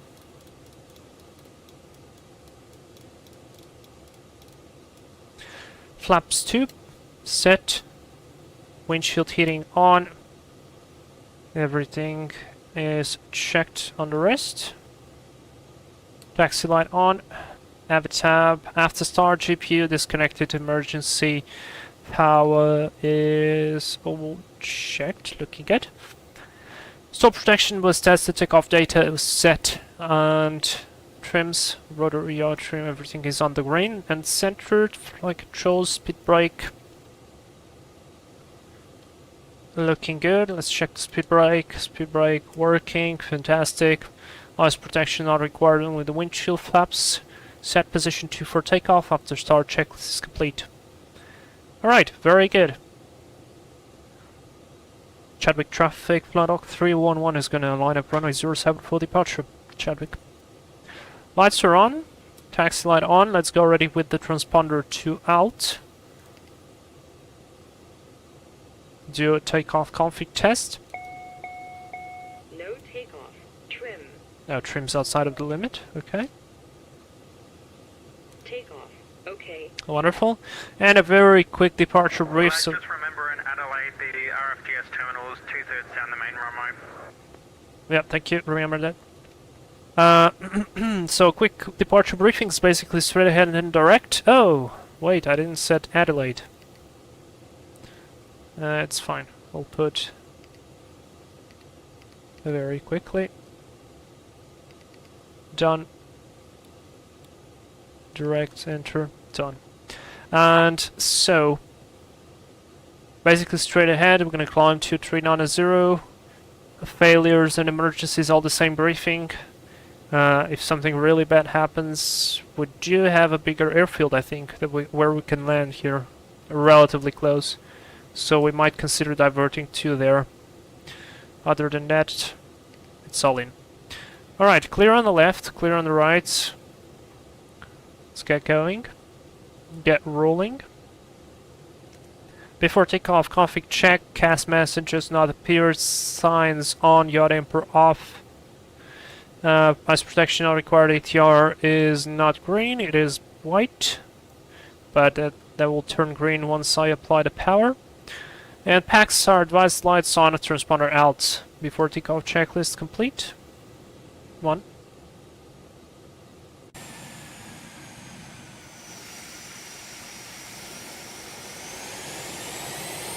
It's because of the dirt.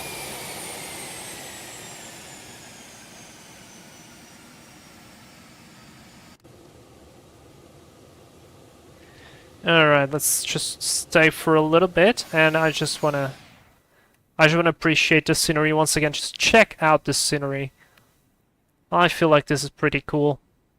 And the clouds are actually quite dynamic today. Alright guys, are you ready? Let's go to Adelaide. We have a passenger to bring. Chrono on. Gas 40%. Stabilized. There's takeoff. Takeoff ATR green. Brakes are released. Chadwick traffic. Flight Dock 311 departing 07.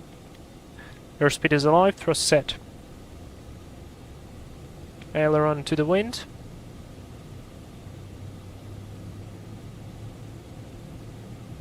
There's V1. Rotate. Nice and easy. I'll try to do a flyby. Europe. Going up like a bit, you're a rocket there. Yeah. Look at that. Alright. Let's go flaps 1. Past almost 1,000. Climb power. Autopilot 1. Yacht Emperor on. Heading autopilot Yacht Emperor vertical speed plus 2,000. Now it's looking good. Speed is checked. Let's go flaps up. And let's hit that direct nav. Flaps are up. Gear is up. Wonderful. Sync the heading after the turn. We're accelerating nice and smoothly.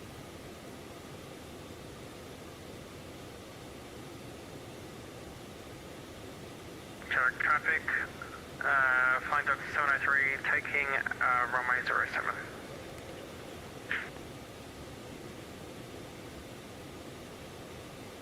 There's on 220, 225, set. Flight level change activated.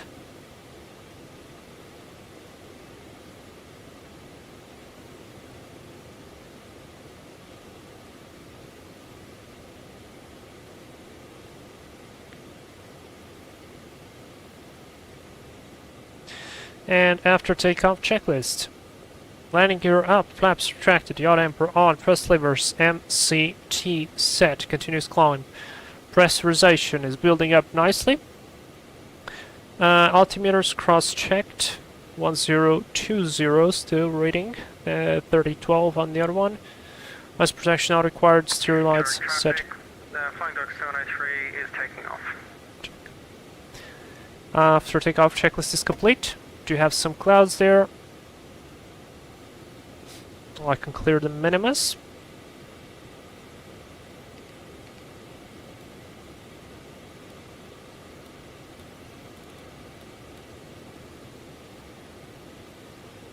So far, so good. Okay, now I can see Emil, so there's a possibility that I'll actually get closer to him. Because we took quite less time than hit it. Than we did on the first preparation. Out of the clouds we go. Temperature is a 0. Not too bad, but I won't require any anti-ice for now.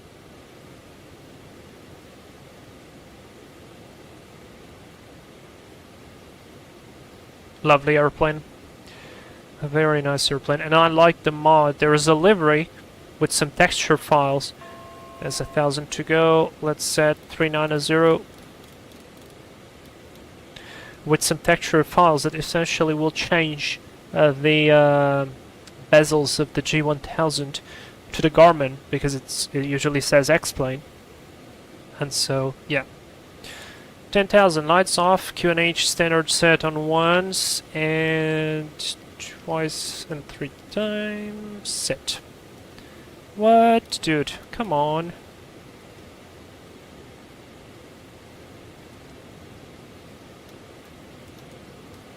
Poor passenger. I've set level 390. Why did it do this?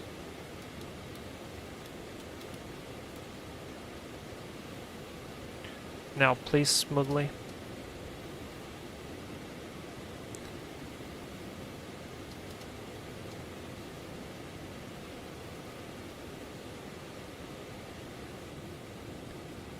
Poor passenger. Okay, approaching 225. Go flight level change. 225 set. Very nice. Heading sync. And it shows me 1 hour and 24. Look at this, 13, flight level 130. 46 knots. Tailwind. Already. Pretty good. Bye bye, Chadwick. It's great to land there.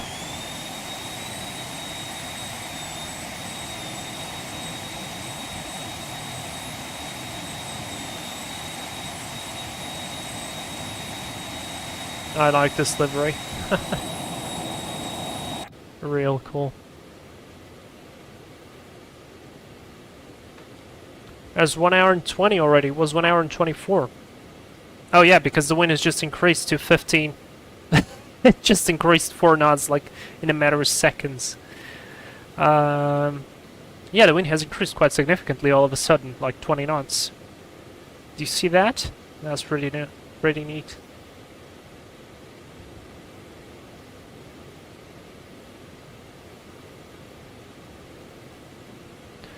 Okay, I'm gonna fly this one at Mach 0.7 to not get as close to Emil, so he can go still first. And while we have time, I will be I'll be preparing myself for the arrival into Adelaide. Like, analyzing a little bit of charts, analyzing a little bit of everything.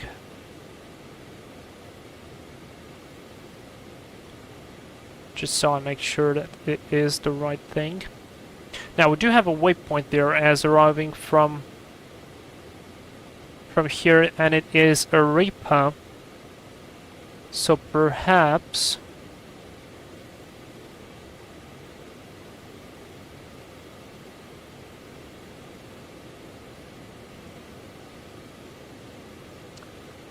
we can plan something here.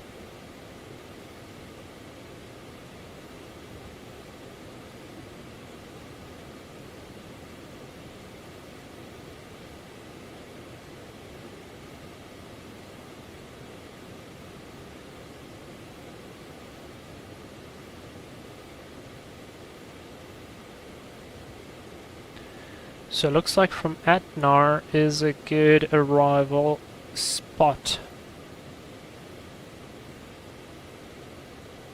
Emil, I can overtake you. I don't think if I will, to be honest. I'm like 90 miles from you, so I don't think I might get close, but I don't think I will overtake you unless it will be on the descent. That's the only possibility that I see. So, all right, in Adelaide it would be amazing to go for runway 23. But I am not so sure they get those. We'll get that from the wind. And the wind is 2307 knots. 2307 knots. Oh, fantastic. It's actually ideally for runway 23. That's just brilliant. 73 knots. G'day company, just confirming when landing at Adelaide, we want to vacate Foxtrot 5 to access the apron. Copy that, thank you.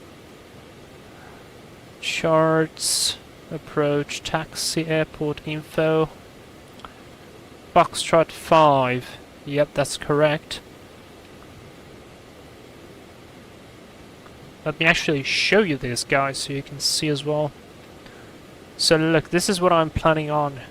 Going from Atna to Gulfs, Globe, Input, Virat, for an ILS here. So let's actually go to approach pages 23 ILS Zulu. Yep, exactly this one. So pin this ILS, and from there we need to go here. Here's the RFDS apron. So if we do forget, this is where we have to vacate. Very good. Frequency 109.7. It should be auto-tuned by the G1000, so I'm not too worried about it. Let me see. Approach, missed approach, track 222, climb to 3000 is direct, so basically straight ahead and out. ILS minimum 270, decision altitude. Looks good. I could pre-select this as well already. Let's go to 70. Oh, maybe no. Maybe, you know what? I'll go like that. I'll go flat plan. I'll go procedure. Select approach. I actually need the arrival. And the arrival was at nav 1 alpha. Enter. 23. I'm gonna load this. Flight plan procedure. Select approach. ILS 23 Zulu via Virat. Minimus Barrow. Minimus Barrow 290. No, 270. Set. Identifier and frequency is correct. Course 222. It says here 221, probably something related to X-plane. So I'm going to load this in. Let the Garmin load the stuff. And ooh, we got some high level clouds again. It seems a little bit more stable, even though we are getting 94 knots tailwind, but seems less turbulent than it was coming into Chadwick, which is good. Alright, let me see flight plan. I want to zoom out a little bit. And I want to see where is that Atnar located. So essentially it is exactly from where we're coming, so I could proceed direct to Atnar already, which is exactly what I'll do. Now VNAV, should I set something for VNAV? Let's analyze. We do not have any restrictions there. The only restriction is an input at 230 knots, so I'm not going to put anything here. I'm just going to activate, and we're going to adjust the course slightly. Fantastic. Now let me see if we do have anything VNAV. We do have VRAT at 3800. So I could put here 3800. This way the VNAV will calculate it correctly already. Enter, enter. Good, there we go. 3 degrees. Sounds good. Let's try 2.5 degrees descent for this one. It's going to be a little bit smoother. 2.5 set. Top of descent wheel is already calculated. Feet per minute is good. Fantastic. I love this. Passing flight level 28. Some nice views. We can still see the coast even though we are a little bit out over the water, but it's looking good. And I can see the top of the descent there already. 45 minutes. We are 13 minutes in. Remember when we took off, it was showing us 1 hour and 24, I think. So, yeah. ADD, whatever the name that is. Когда по России будешь летать? Я недавно летал по России. Может быть, когда-нибудь еще полечу, но как бы в ближайшее время пока что полетов не намечается. Если можно по-английски, буду благодарен, потому что таким образом все понимают и можем все делиться идеями. Alright, good. Sync the heading. Approaching 300. Let me actually select already Mach. Oh, it already did it automatically. Fantastic. 060, set. HDDY. If you have any ideas regarding interesting flights in Russia, please let me know, because I don't mind doing them, so.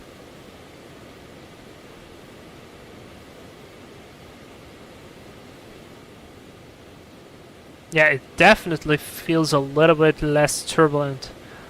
Although we didn't get inside of the high winds yet, but definitely feels a little bit more serene. Okay, I'm like 100 miles from Emil. Emil, if you're listening to me, wait, I'll just call him on frequency. Or even better, I can just check VATSIM radar, because that's brilliant. Okay, let's see. He's at 270, still climbing. This is what's funny, man. The Cessna, the 525, that is a slow airplane. I was trying to find the right word. There's a slow airplane. Look, we departed, I don't know, maybe like 10 minutes later, and we already passed, in terms of altitude, that airplane. He's only on 280. And he's climbing, ground speed 440. We are 457, so we're not that faster yet. But we'll get there. Let's see how Tazzy is doing. Tazzy is a little bit lighter than us, so he could be doing better than us, and he probably is. Let's see. Yeah, he's at 336. We are. Yeah, he's catching. He basically catched us up. So good. Interesting. I like the fact that you can have two open at the same time.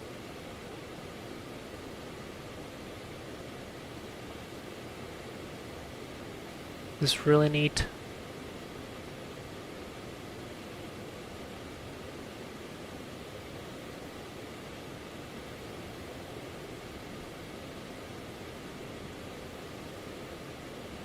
Very cool.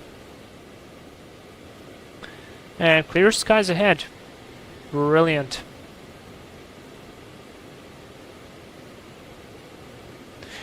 Can relax a little bit. Look at that climb rate. 1,000.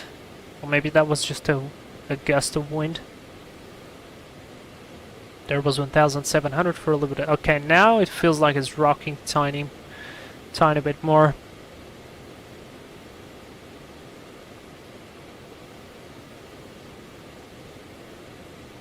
Pressurization is good. Check this out. The pressurization on this one is slightly lower than on usual commercial planes. It's like 8,000 feet. Not on the newer ones, but 6,600. I imagine on a longer flight, this will actually be a lot more comfortable on your body than 8,000 feet, because the atmosphere density is not proportional. Say again?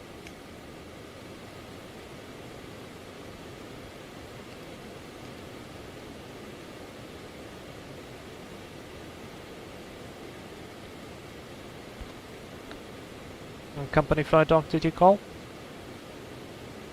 Yes, I did. Just checking in on your fuel. I've got still 1,480 kilos left. Flight doc 311. Hey, sir. 1,200 or 1,100 for me, so perfectly in tune to our flight time, so we're all good. Oh yeah, that's fantastic. Thank you. This was actually challenging to plan. It's very good. We kind of like made a call just before the live stream, all three of us, and the sim brief actually has a pretty good fuel calculator, but the thing is you cannot add this airport in, so you had to account for the stop and for the flight to Adelaide. Then, like how much extra. And that's why I used the little nav map, which was pretty spot on. I mean, we did that extra turn, right, because of the flyby, but it was giving me 605 kilos, and we used 628, so we only used 23 kilos more than what we was supposed to. So I think that's a perfect win-win. Also, we are approaching 1002 level, and what I will do here is I will drop the vertical speed to plus 600. This way the airplane will start to very slowly accelerate. And we're gonna keep climb, and it's gonna be a smoother level off for the passenger in the back. Yeah, the wind component here is a little bit more to the from the side than it was before. We're not exactly riding on a jet stream like we were on the first flight, so the ground speed is not going to be as crazy amazing as it was, but not too bad. Let's go 500 feet a minute. And yeah, as you can see now, the airspeed is starting to accelerate very slowly, and that's good. Actually, you can even go 400 feet a minute.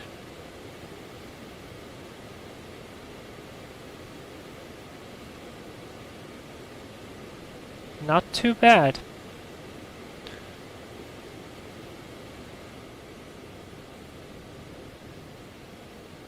I mean, do you guys want to go till flight level 410? We will probably spend less fuel there, as the winds are not as effective. Maybe we'll go higher.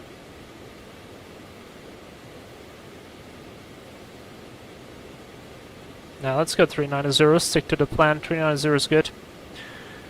Leveling 390 is green. Synchro 97410, let's go. I don't know if there's gonna be that much benefit, to be honest, right here. Yeah, I'll stay 390. I'll stay 390 for this one. I think it's better. Alright, let's go for 7.2. Ground speed is increasing. Let's check how's Emil doing there. I mean, he's still maintaining a very good lead. And he is doing 444. He's now just past flight level 300. Good. I think he's still climbing. Yes, he is climbing. What is going to be his... Company could see you off my right. Oh. I cannot see him though. A company unfortunately unable to see you, no contrails. Don't worry, I'll be the one taking the photos, company. Sounds good to me. Just a question, what are you cruising at, Mach-wise? 0.72. Same here. Alright, there we go, almost there. And I'll hit constant speed control in a little bit. Like that. And good, now it's green, we've got the green band. Total fuel used 986, so seems like I cannot reset that. If you know how to reset that, please let me know. 990 minus 628. So we've burned 362 on this climb and acceleration. It's not too bad. Not too bad. And prediction says we're gonna be in Adelaide in 31 minutes. Which, again, sounds good to me.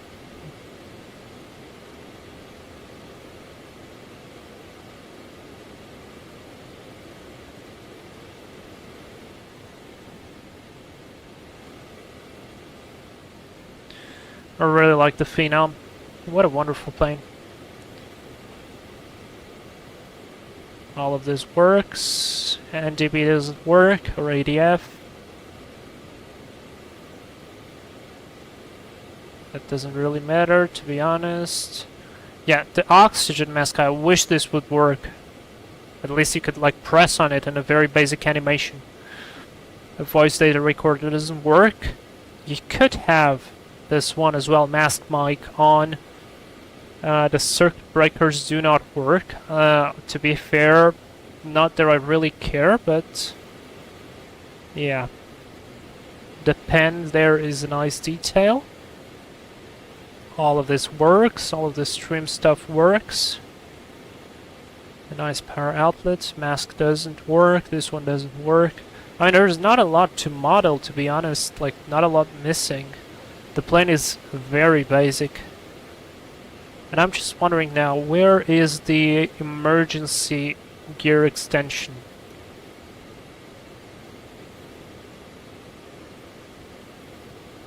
This light worked, which is pretty cool. This light works as well. Oh yes, emergency lights didn't arm those, my mistake. It's not on the checklist. Very interesting, I don't like this checklist. Let me see if the other one that I found is better. Power up, battery, GPU button, oxygen mask flow, CVDR panel, test panel, signs outlet switch, nav lights, emergency... Yeah, see? Emergency light switch. This checklist is better. I found this one online. You can download it as well.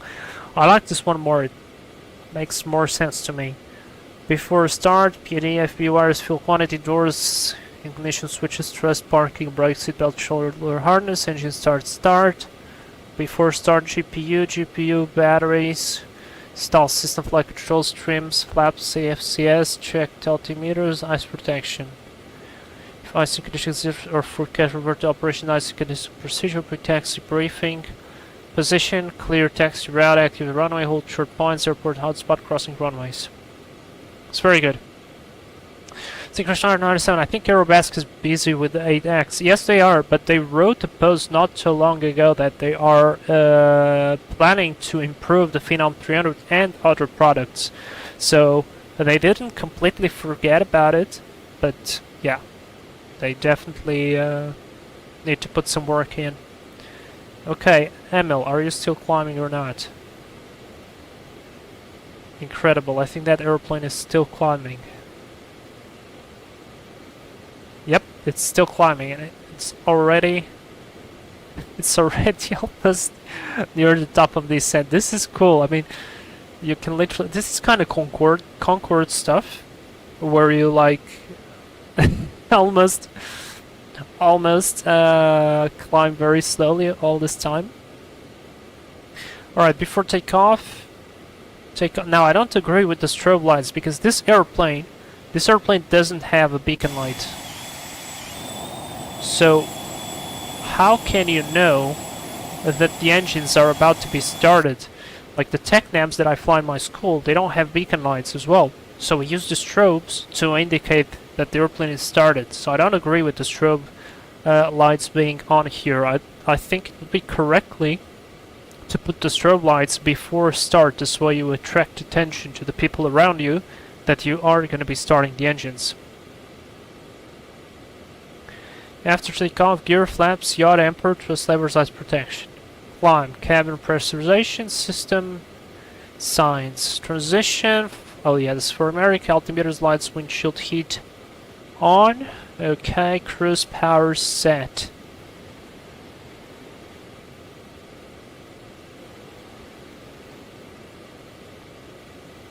First flight of the day, flaps should stay retracted until takeoff configuration. Check if anti-ice foot has been applied. Box systems will be applied by pilot monitoring and verbalized after completion. Descent. Ice protection, pressurization, landing speeds.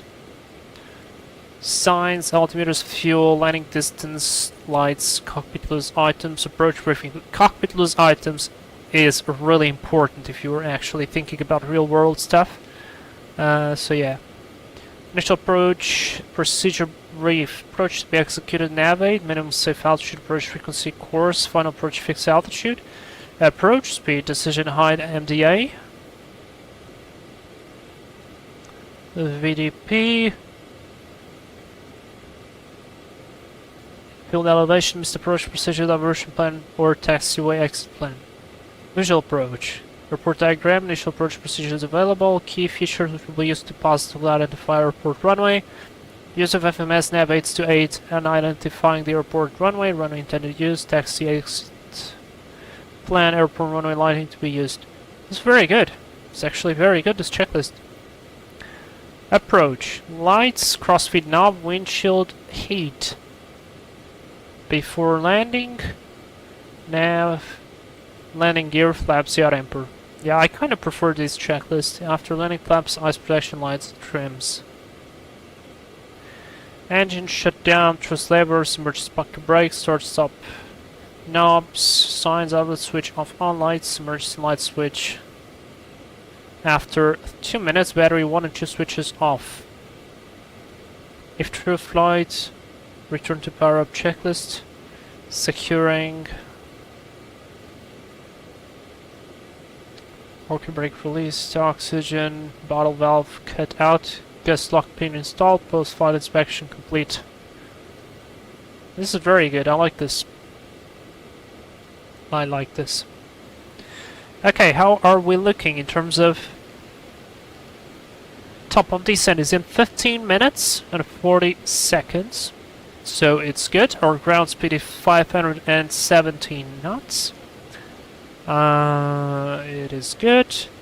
Emil is flying at 474 knots, so he's like about 40 knots slower than us. It's not a big deal. He is now almost at flight level 330.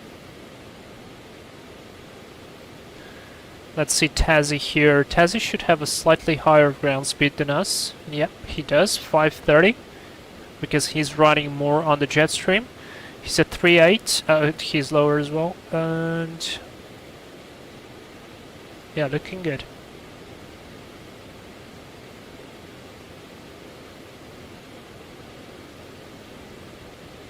Okay, I think I'm a level off at 3.3, and it's looking good like this. So I'll just keep it.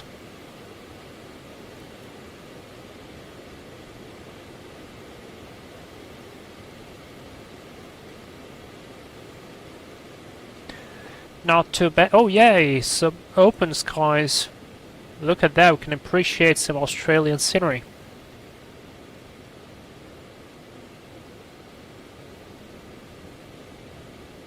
That's a nice coastline.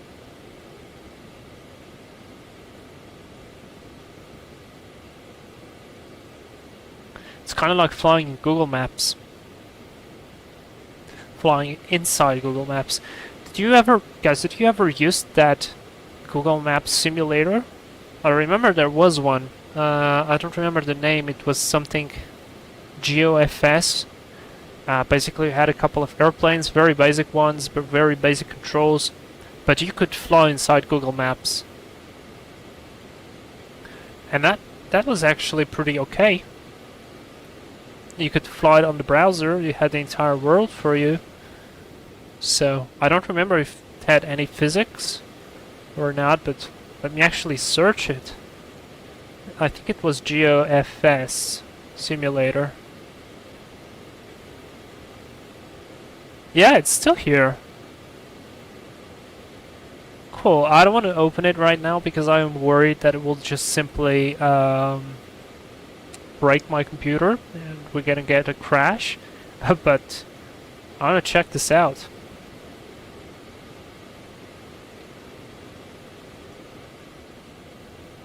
Because it does look quite fun. I don't expect any crazy physics, but still.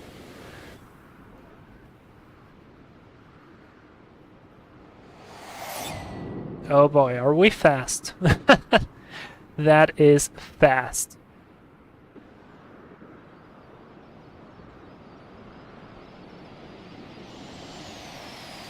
I mean, even this animation is faster than it usually is. It is usually quite slower than this. Should have done this when we were at 540 knots. So right now we're at 512.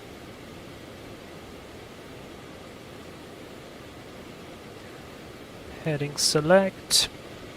So ILS approach is gonna be.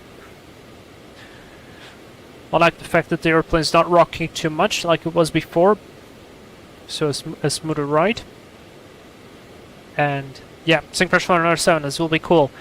Yeah, I would love to see some, I don't know, maybe some previews or at least something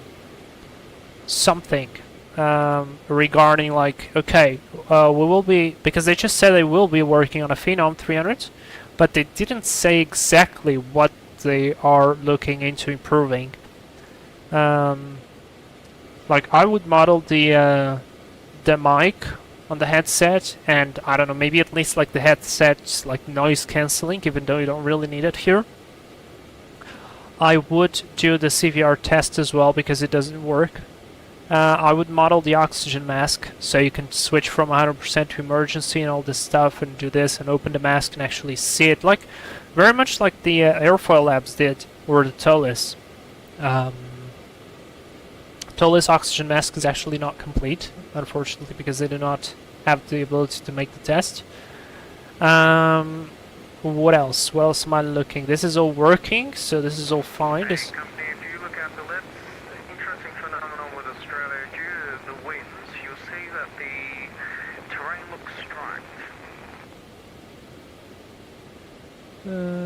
striped. I saw that yesterday. Wait, stand by. Company, I might have passed that already, unable to see now, but I saw that yesterday when doing the video.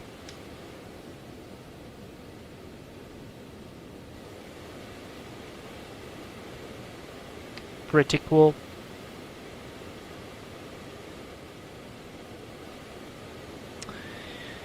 Okay, how are we looking? 10 minutes for top of descent. Man, we are getting there quickly.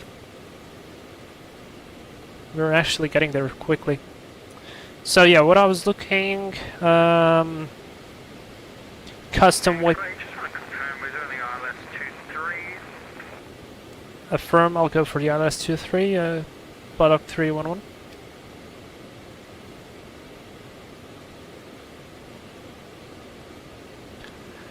I mean, custom waypoints kind of work. They can crash sometimes, but they do work. What else? This page is incomplete. Coming as you're closer, can you tell Emil pick his afterburners? Thank you. Say again for company. Could you ask Emil as you're closer to hit his afterburners as we're catching up a bit too quickly? Roger that. I think we'll be fine. It's not too bad. He's just flying 40 knots slower than us, so at the time we should get closer, he'll be ahead still. Different?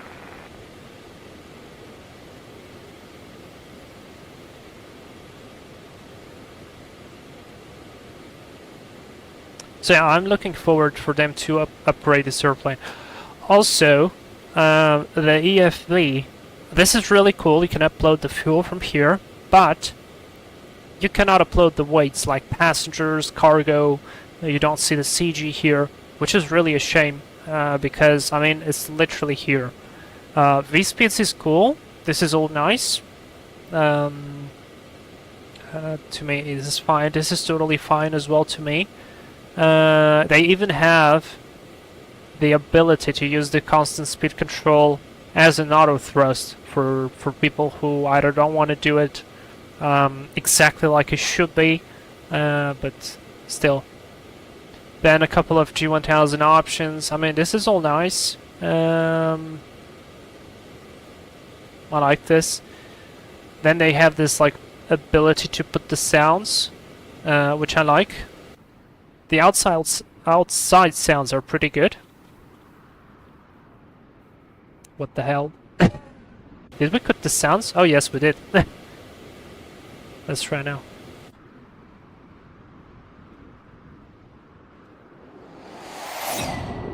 It is a little bit loud though. Watch out your ears. But I feel like it is loud, but in a realistic way. So speech sounds then about all that stuff. I mean, it's cool. Like the tablet is really nice since you can really easily just pop it out. So I like it. Texturing wise is okay. I'd love to see customizable cabins, like there's a medevac option. Do the medevac option. Do maybe like slightly different settings.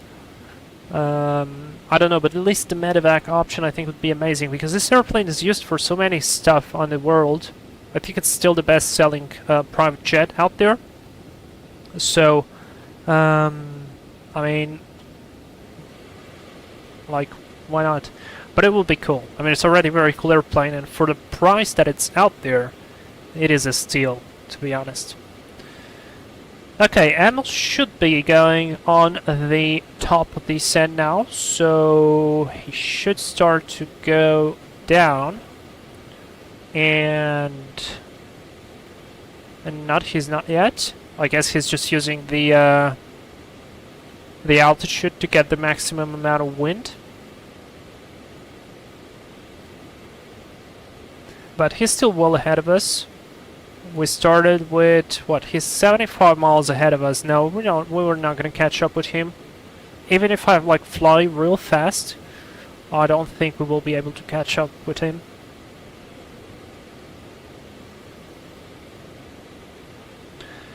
What can probably happen though is Tazi could get very close to me, so I'll be monitoring that. Because he's riding that jet stream a lot more than me. And speaking of that, we should like, what, 5 minutes? Yep, 5 minutes to the top of the descent. I think it's time to check the weather. So I'll use an app here on my phone to check the METAR in Australia. And wind is 220 at 8 knots, good visibility, few clouds at 2,500, scattered 5,400. Temperature 12, QNH 1018. So 1018, I need to convert that. 1018, 3006. Sounds good. 3006. We'll do a 2.5 degrees descent. Maybe try to save a little bit more fuel with this. And I wonder if the VPath is going to work. So let me already activate VNAV. So VPath is on. And let's set 10,000 feet initially. And we'll see if it works. Okay, we kind of did the briefing again, but let's just go through all the steps just to make sure that we are on the same page. So we are now proceeding direct to Etna. From Etna we'll fly to Gulfs, then to Globe and Put. We have to be at 230 knots there. We do have a speed restriction, max 250 knots below 10,000. Now because we are in a medical emergency, I think that it would be possible to actually fly faster than that. So I'm not going to be focused too much on that, but I will be focused on this turn right here because we will be quite close from the final. And from Virat, and by the way, the transition level is 50, airport elevation is 20, all that good stuff. Track is good. And then we jump to page 11.1, ILS Zulu, runway 23. From Virat, 3,800. We do have like 3 miles right there to slow down and then get onto the ILS. Capture it, and then it could be a constant descent. We do have speed restrictions there at Mopri, max 185, so we'll be monitoring that. I'll probably want to decelerate to 180 knots as we're gonna get into the glide slope. Minimus is 230, it's a normal 3-degree glide path. Missed approach is tracked to 2 to 3,000. No circling to the left beyond full DME. Adelaide VOR, so that's fine as well.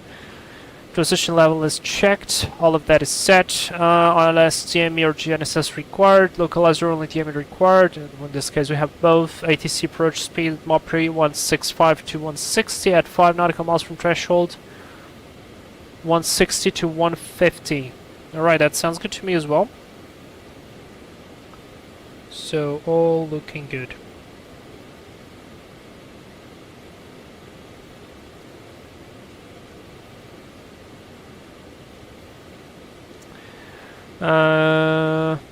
Yeah, We're complying with the visibility, all the speed restrictions, all of that. Then, as we land on 2-3, I'll let the airplane roll for as long as I can because this is a very long runway. And we need to vacate on Foxtrot 5 because Foxtrot 4 will put us direct back to the terminal. We need to go for Foxtrot 5 or Foxtrot 6, but that would be too much. So Foxtrot 5 is ideal, then left-hand turn on Romeo for the RFDS apron, and that's going to be it. In terms of approach speeds, also we are 1 minute to go. B speeds, we could go actually flaps 2. Well,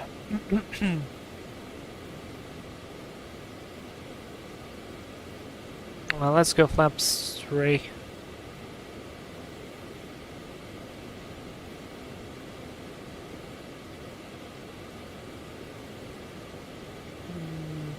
Now let's go flaps 2. Let's try flaps 2 landing.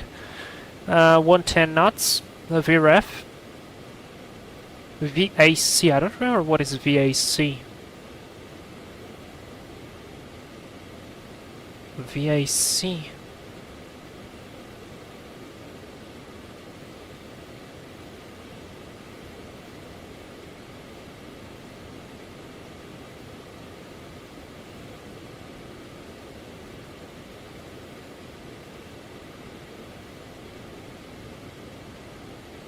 Missed approach climb speed on one engine malfunctioning. Okay.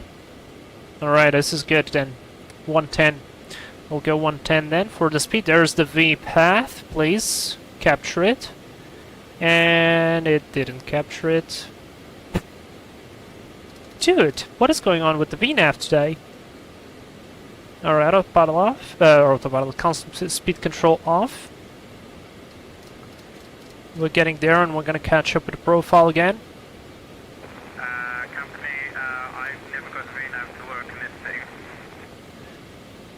Well, it always worked for me, so no idea what happened today.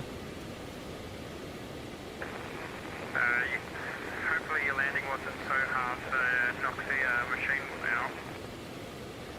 Actually, it was pretty good. As it always should be, and always is with you. Not always. Not with that attitude. Just want to see, what's your fuel flow per hour? Just initiated my descent now, but it was around, if I'm not mistaken, 200 kilos, 220 per engine. Okay, not bad. I'm sitting at 200. We'll start commencing descent soon. Obviously going to Arepa, then Rogue, and then inwards. Roger that, I just rechecked. It was 200 on my end as well. Roughly 200 through to 220.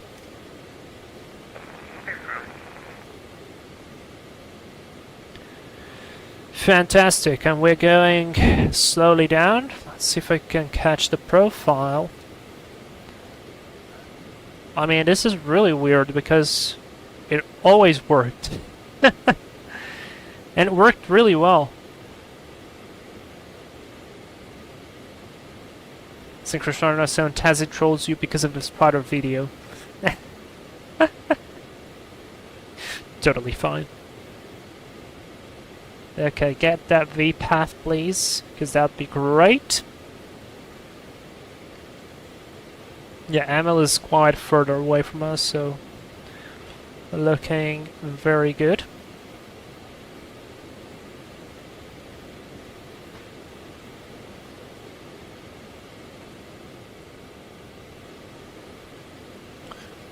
Let's see if we do have any traffic in Adelaide. Nope, no one. Alright.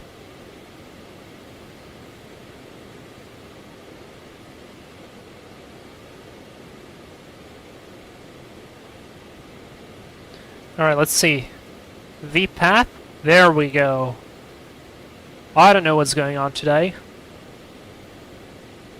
No idea.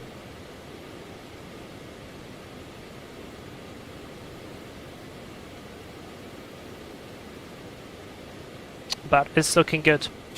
Speaking of that, descent checklist, ice protection are required, pressurization is all checked, landing field elevation is checked, even though this should be auto, it's 20. My question is, can we, well, 20 is correct actually, so that's fine. Landing speeds, compute send, so 110 VREF set. 110 for flaps 2 seems quite low. You know what, we've got a passenger on. Let's go for flaps 3 or flaps 4. 109, I think it's better. Very good. So we are on profile. Everything is nice. Descent checklist is complete. There's gonna be a approach checklist there. Fantastic. See how much fuel did we burn. Oh, nice. We have a nice indication of anti-ice. Look at this. This is pretty neat. Wow. Alright, fuel use is 1162. We know that we used 628 when we were on the ground, so let's say we used 1165 minus 628. We have used so far 537. So it's all within the limits, and it gives us still a total of 1200, which is more than enough to do a lot of stuff.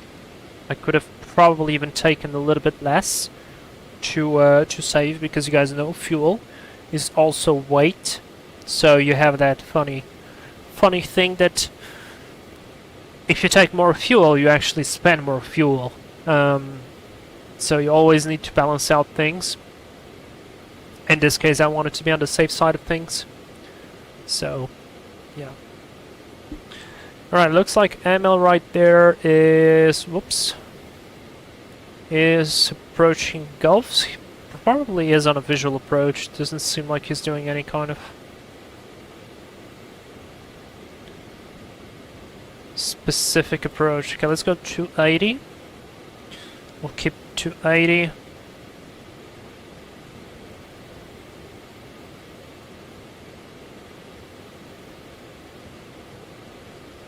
This looks good to me.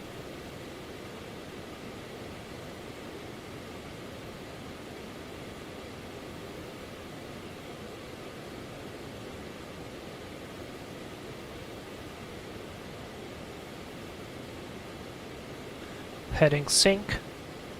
Lovely feature. I'd love the Boeings to have this. It's just so easy. Just press on it and boom, it's synced. Embraer for the win. First time, well, I mean, the Garmin has it, but the first time I actually kind of like felt it on a big airplane was on the Embraer on the E-Jets from X-Crafts. It was the first time I actually connected with proper Embraers. And yeah, I mean, the rest of the guidance panel is a total mess.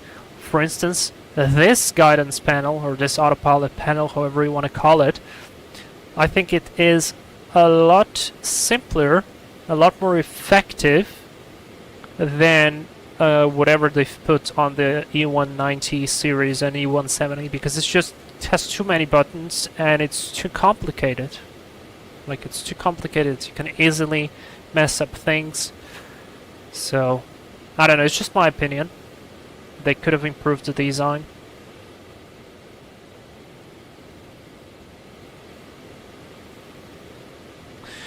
We are 53 minutes into the flight.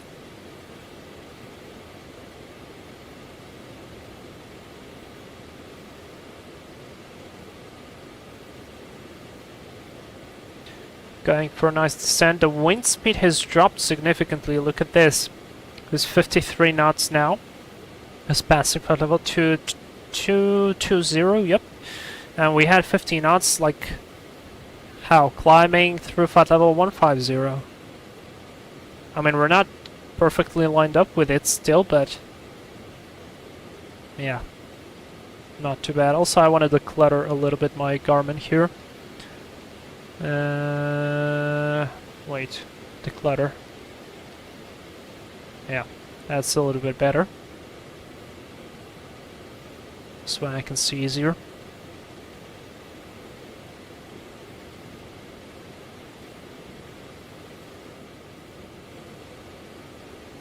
Speed has dropped a bit, let's gain that speed up.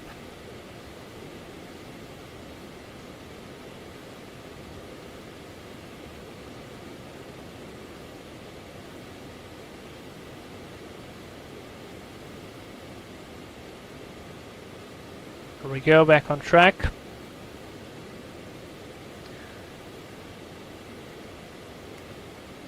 Yeah, speed has been dropping, look at that, 46 knots. We're getting out of the jet stream. I mean, we already got out of it. We're just gonna have our turn to Gulfs.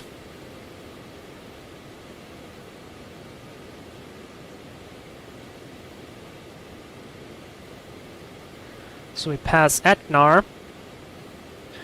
And from there I want to go 3,800. Yes, please, 3,800 set. Sync the heading. A little bit more aligned with the jet stream now. And it looks to me like Emil is going for visual. No, he's all on final already. Okay, very good. I want to see. Oh, I'm just receiving a call from Poland now. What the hell? I'm just receiving a call from Poland. That was unexpected. Let's check. What did he do? Yeah, that's a visual approach, straight in. Not bad. Not bad.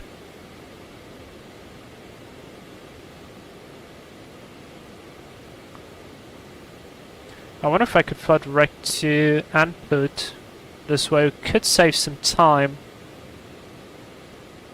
We fly on a straight line. Because we don't really need to do all of this. And this way probably get a little bit quicker and give more spacing to Tassie. So let's go direct input. Direct insert. Done. It will be slightly higher than our profile. But just slightly, as you can see, only 400 feet above. It's not too big of a deal.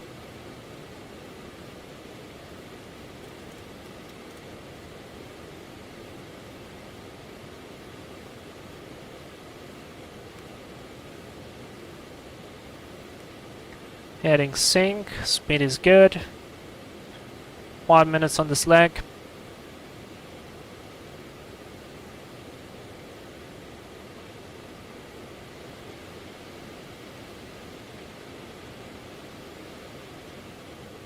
Good.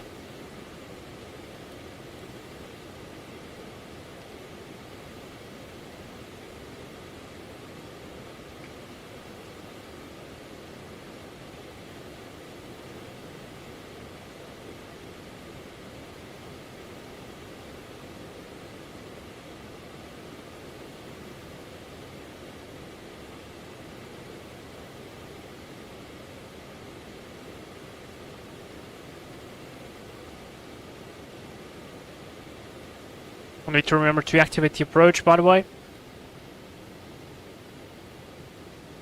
Nice looking clouds, and we see some land. Good. Good stuff, guys. Almost there. We have almost finished our emergency mission.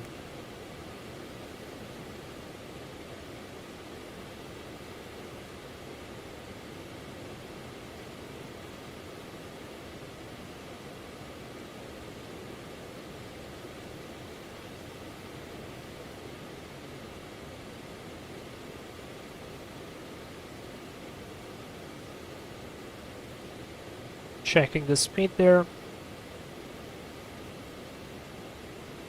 I'll keep to 280. Below 10,000. Just as we approach the turn, that's where I'll slow down. And look at the wind speed, by the way. 23 knots. We're basically direct tailwind. So yeah, we had what, 35? I think it was 35 when departing from Chadwick, from the tail, and we were not aligned.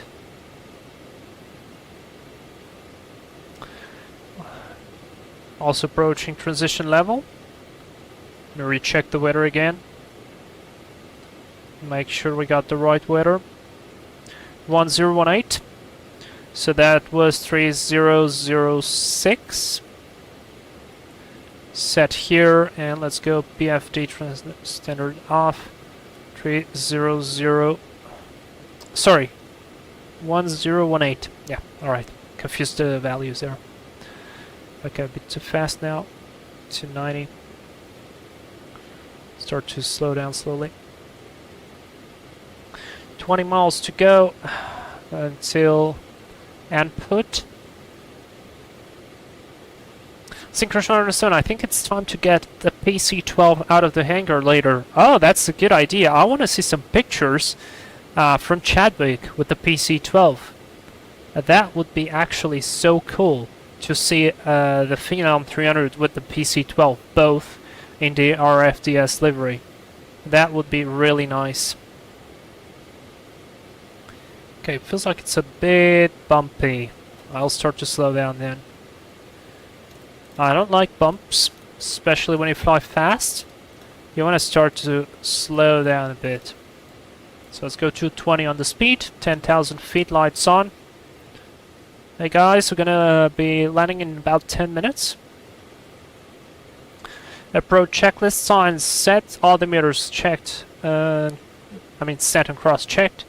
Fuel, we still got 1,200 kilos, so nothing to worry about. We could literally make two of these flights again. Landing distance is all confirmed because it's a huge runway and we can absolutely fit there. It doesn't say the runway distance here, but we can fit there 100%. Cockpit loose items, lights set. Cockpit loose items, a secure approach brief is complete. And approach checklist, lights on, crossfeed knob off, windshield heat is on, -2 degrees still, so approach checklist is complete. Very nice, we are approaching 220 on the speed. Synchronized understand, okay, Mitsubishi had a rest this weekend. Oh, that's another cool airplane, man. It is, to me, it's still impressive to see Mitsubishi logo on an airplane. Probably the same way as the Honda Jet. And Jesus Christ, Honda has everything. I mean, they have cars, they have boats, motorcycles, planes. There's 220 on the speed.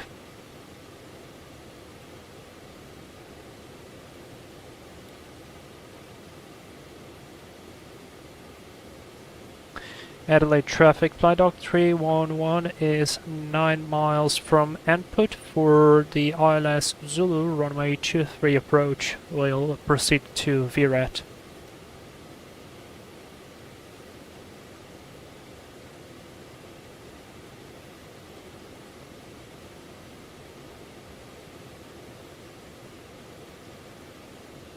And I'm really wondering if I activate the approach once we turn to VRAT, if it's gonna be good. Emil, -4,000 feet per minute is the way, saving as much time as possible. Well, that sounds fun. You really used that jet stream to the maximum, dude. See, I told you we would not catch up with you, and we didn't. So you did a really nice job there. Tessie, they also have the CRJ. Oh yeah, the CRJ, like, I mean, that's even crazier because that's a full-blown passenger jet that's very broadly used over the world. Okay, outside air temp is -2. We're getting into some clouds, but these clouds are not significant, so I'm wondering if I should switch on the engine anti-ice or not. You know what, I will. Just for protection.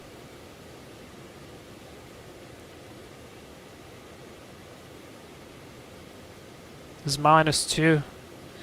-1, it's literally the most icy temps that can be out there.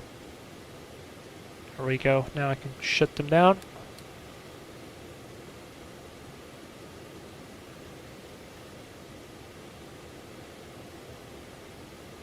And I turn inbound to the VRAT. I'll go flight plan procedure, activate approach in a second.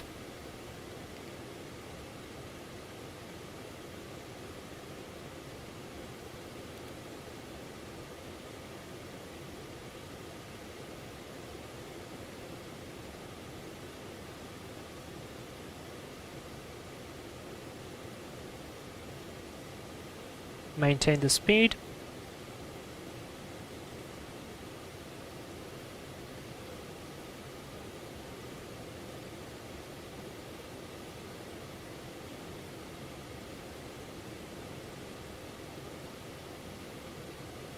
Alright, we're stabilized on the course, heading sync.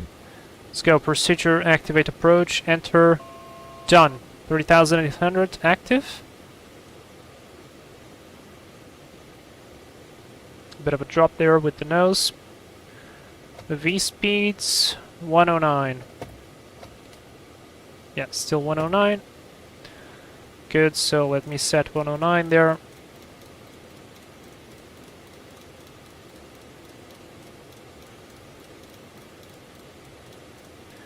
There's the turn, there's 109.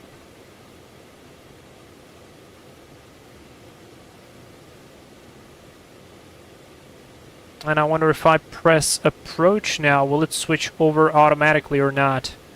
Before I do that, I want to sync the heading first. We still have time.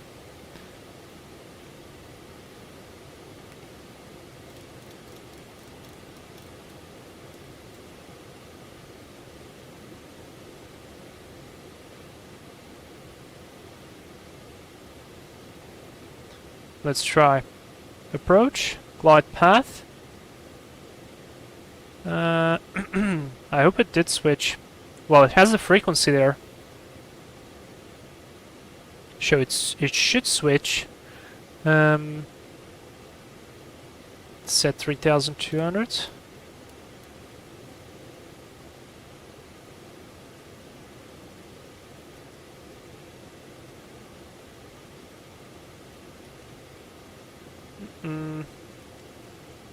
Not switching. Alright, let's do then this.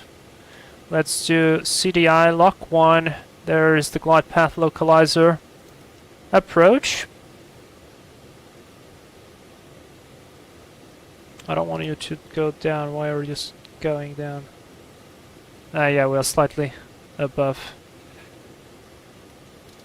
Let's catch up with it. Speed is good.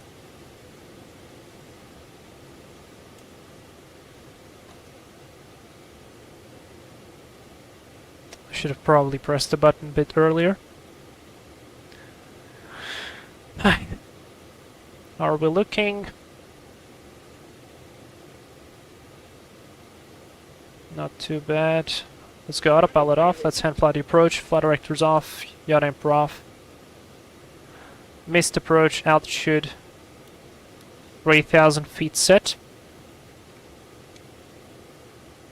Nice and easy.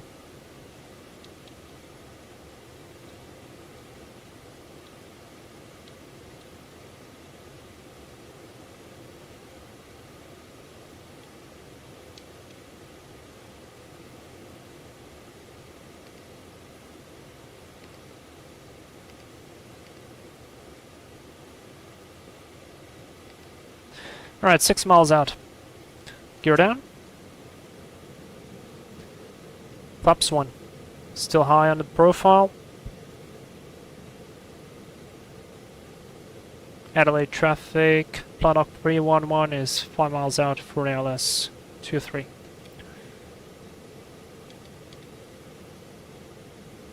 Let's get that glide slope there. Flaps 2.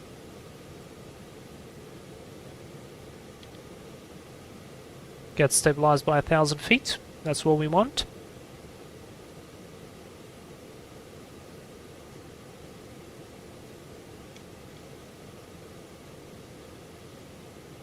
Elevation is 20, so approaching minimum call at 1,100.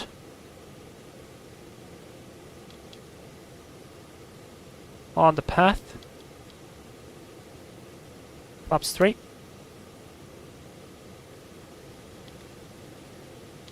Let's now slow down to the approach speed. Got gear down, 3 greens, flaps set to 3. Landing checklist, crap.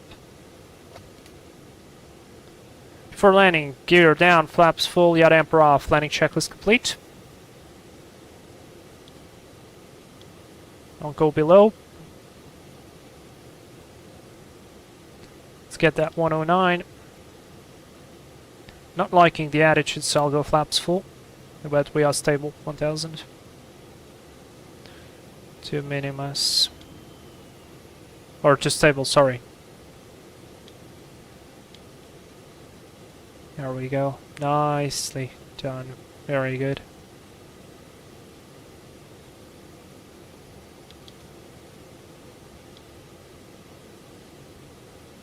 And remember, vacate at the second last exit. 9 knots. Direct headwind. Perfect conditions.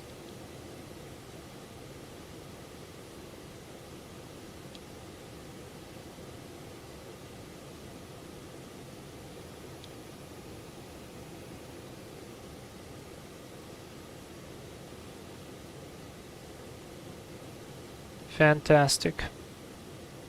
500. Checked.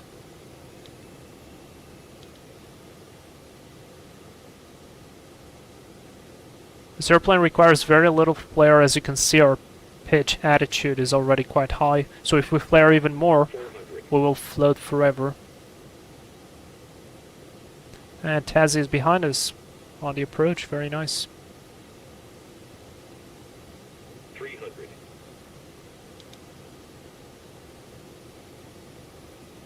Tuba. Flaps. Check, that's a wrong call. 200.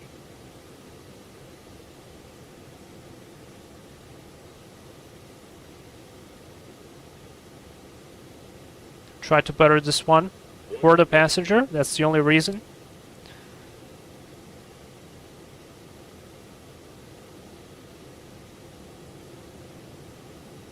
Power to idle. Just hold the airplane there. Just hold it. Just hold it just a tiny bit. Adelaide traffic, Doctor 703, 7 miles.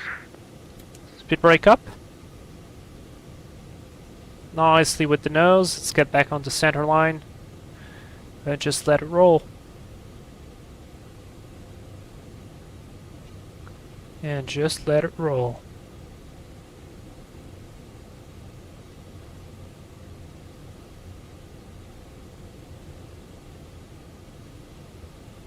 Foxtrot 4, that's not our.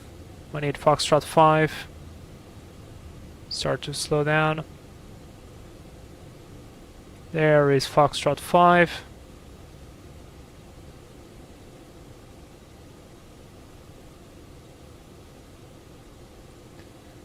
Ooh, not very much on the center line, but that was soft. There's 10 knots of ground speed. Vacate the runway.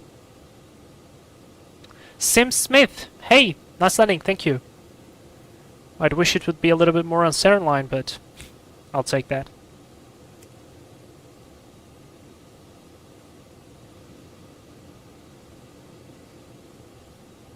Adelaide traffic, flight Oc 311, runway 23, vacated, taxiing via Foxtrot Romeo to the RFDS apron, Adelaide. Right, let's go, flaps up. Affirm, Doctor 703 on final, 2 miles. Romeo 23. Clear on left.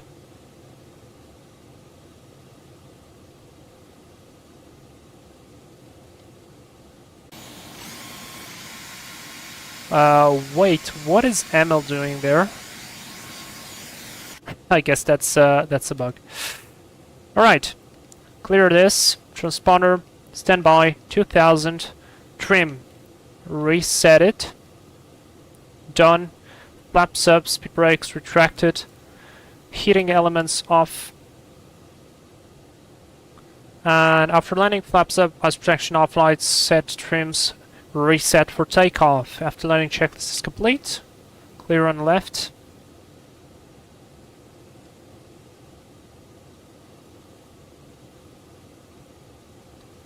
In we go.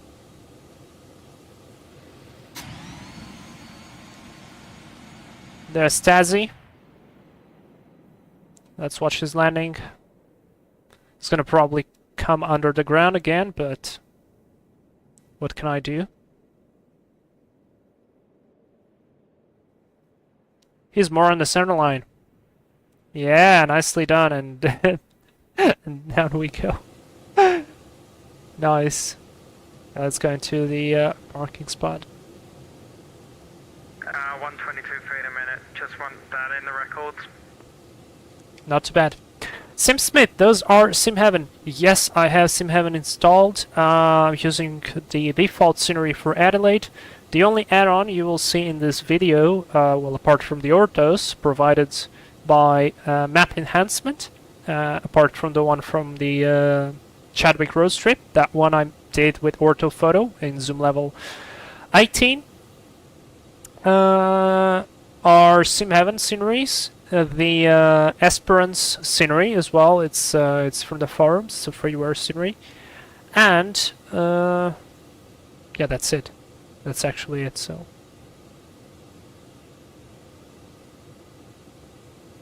Alright, very good. I will park on the next one. These light poles are probably not here in real life. And let's... And Dr. 703, clear runway 23. Yeah, I'm not using to taxing the Phenom. Terribly sorry. Alright, brakes is set, lights are off. Stopping the engines.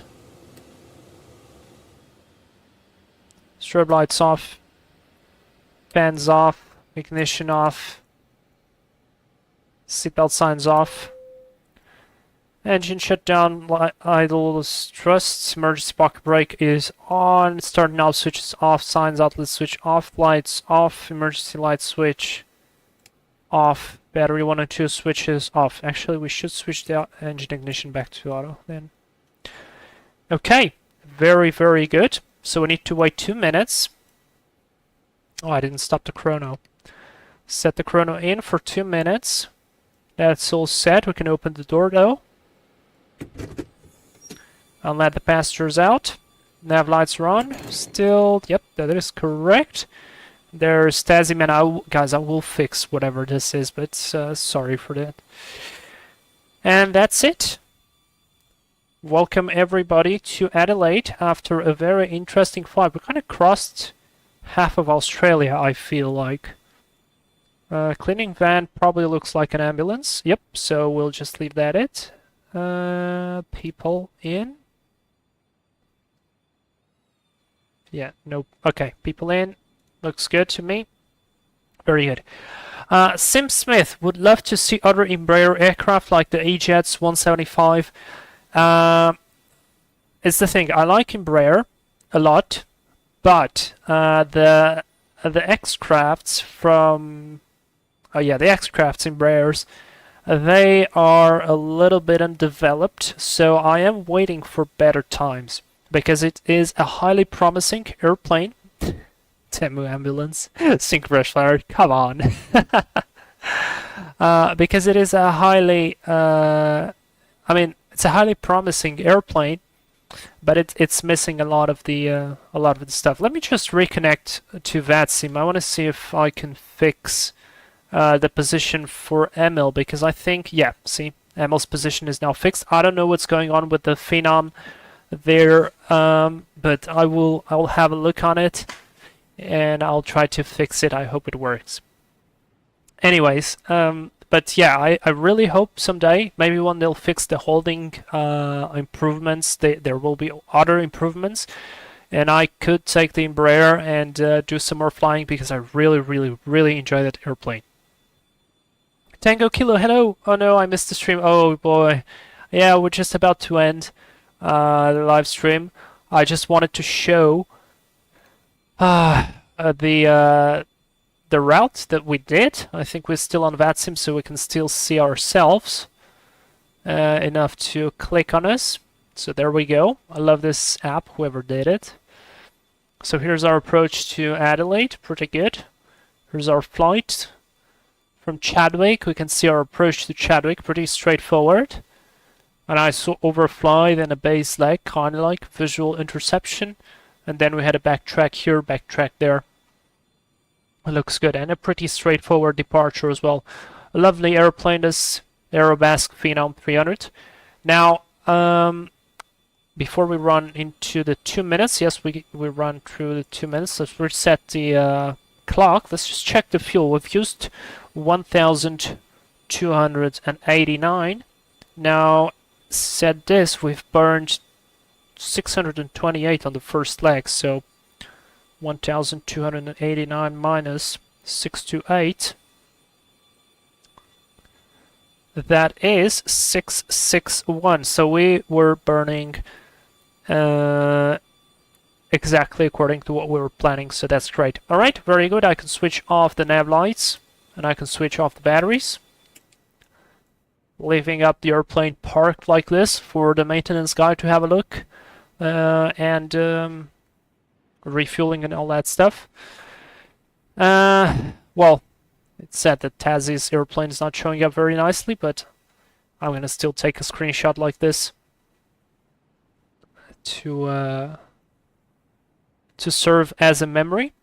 So yeah. Anyways, guys, that's been it. I hope you enjoyed this. If you want to fly this this flight for yourselves, I just want to remind you that the scenery is available for download on the description. Have fun, Flats. Thanks, Emil. Awesome. Yeah, thanks, Dazzy, for coming. It's really cool. Bye-bye. Bye-bye. This is really cool. So thank you, everybody who came in to check the live stream. Have fun flying to Chadwick, and well, I'll get some rest. Tomorrow I have a big trip, and yeah, thank you so much, guys. You're awesome. Love you all. Have a great weekend, and great rest of the weekend, and a great next week. We're gonna see you on the next weekend, on the next live stream, video, or whatever this is. All right, thank you so much, guys. Bye-bye. Don't forget to check out Taz's live stream as well. He's been to see the video from his perspective. Link is pinned on the comments. So yeah, bye-bye, guys. Thank you so much. Have a great time. See ya.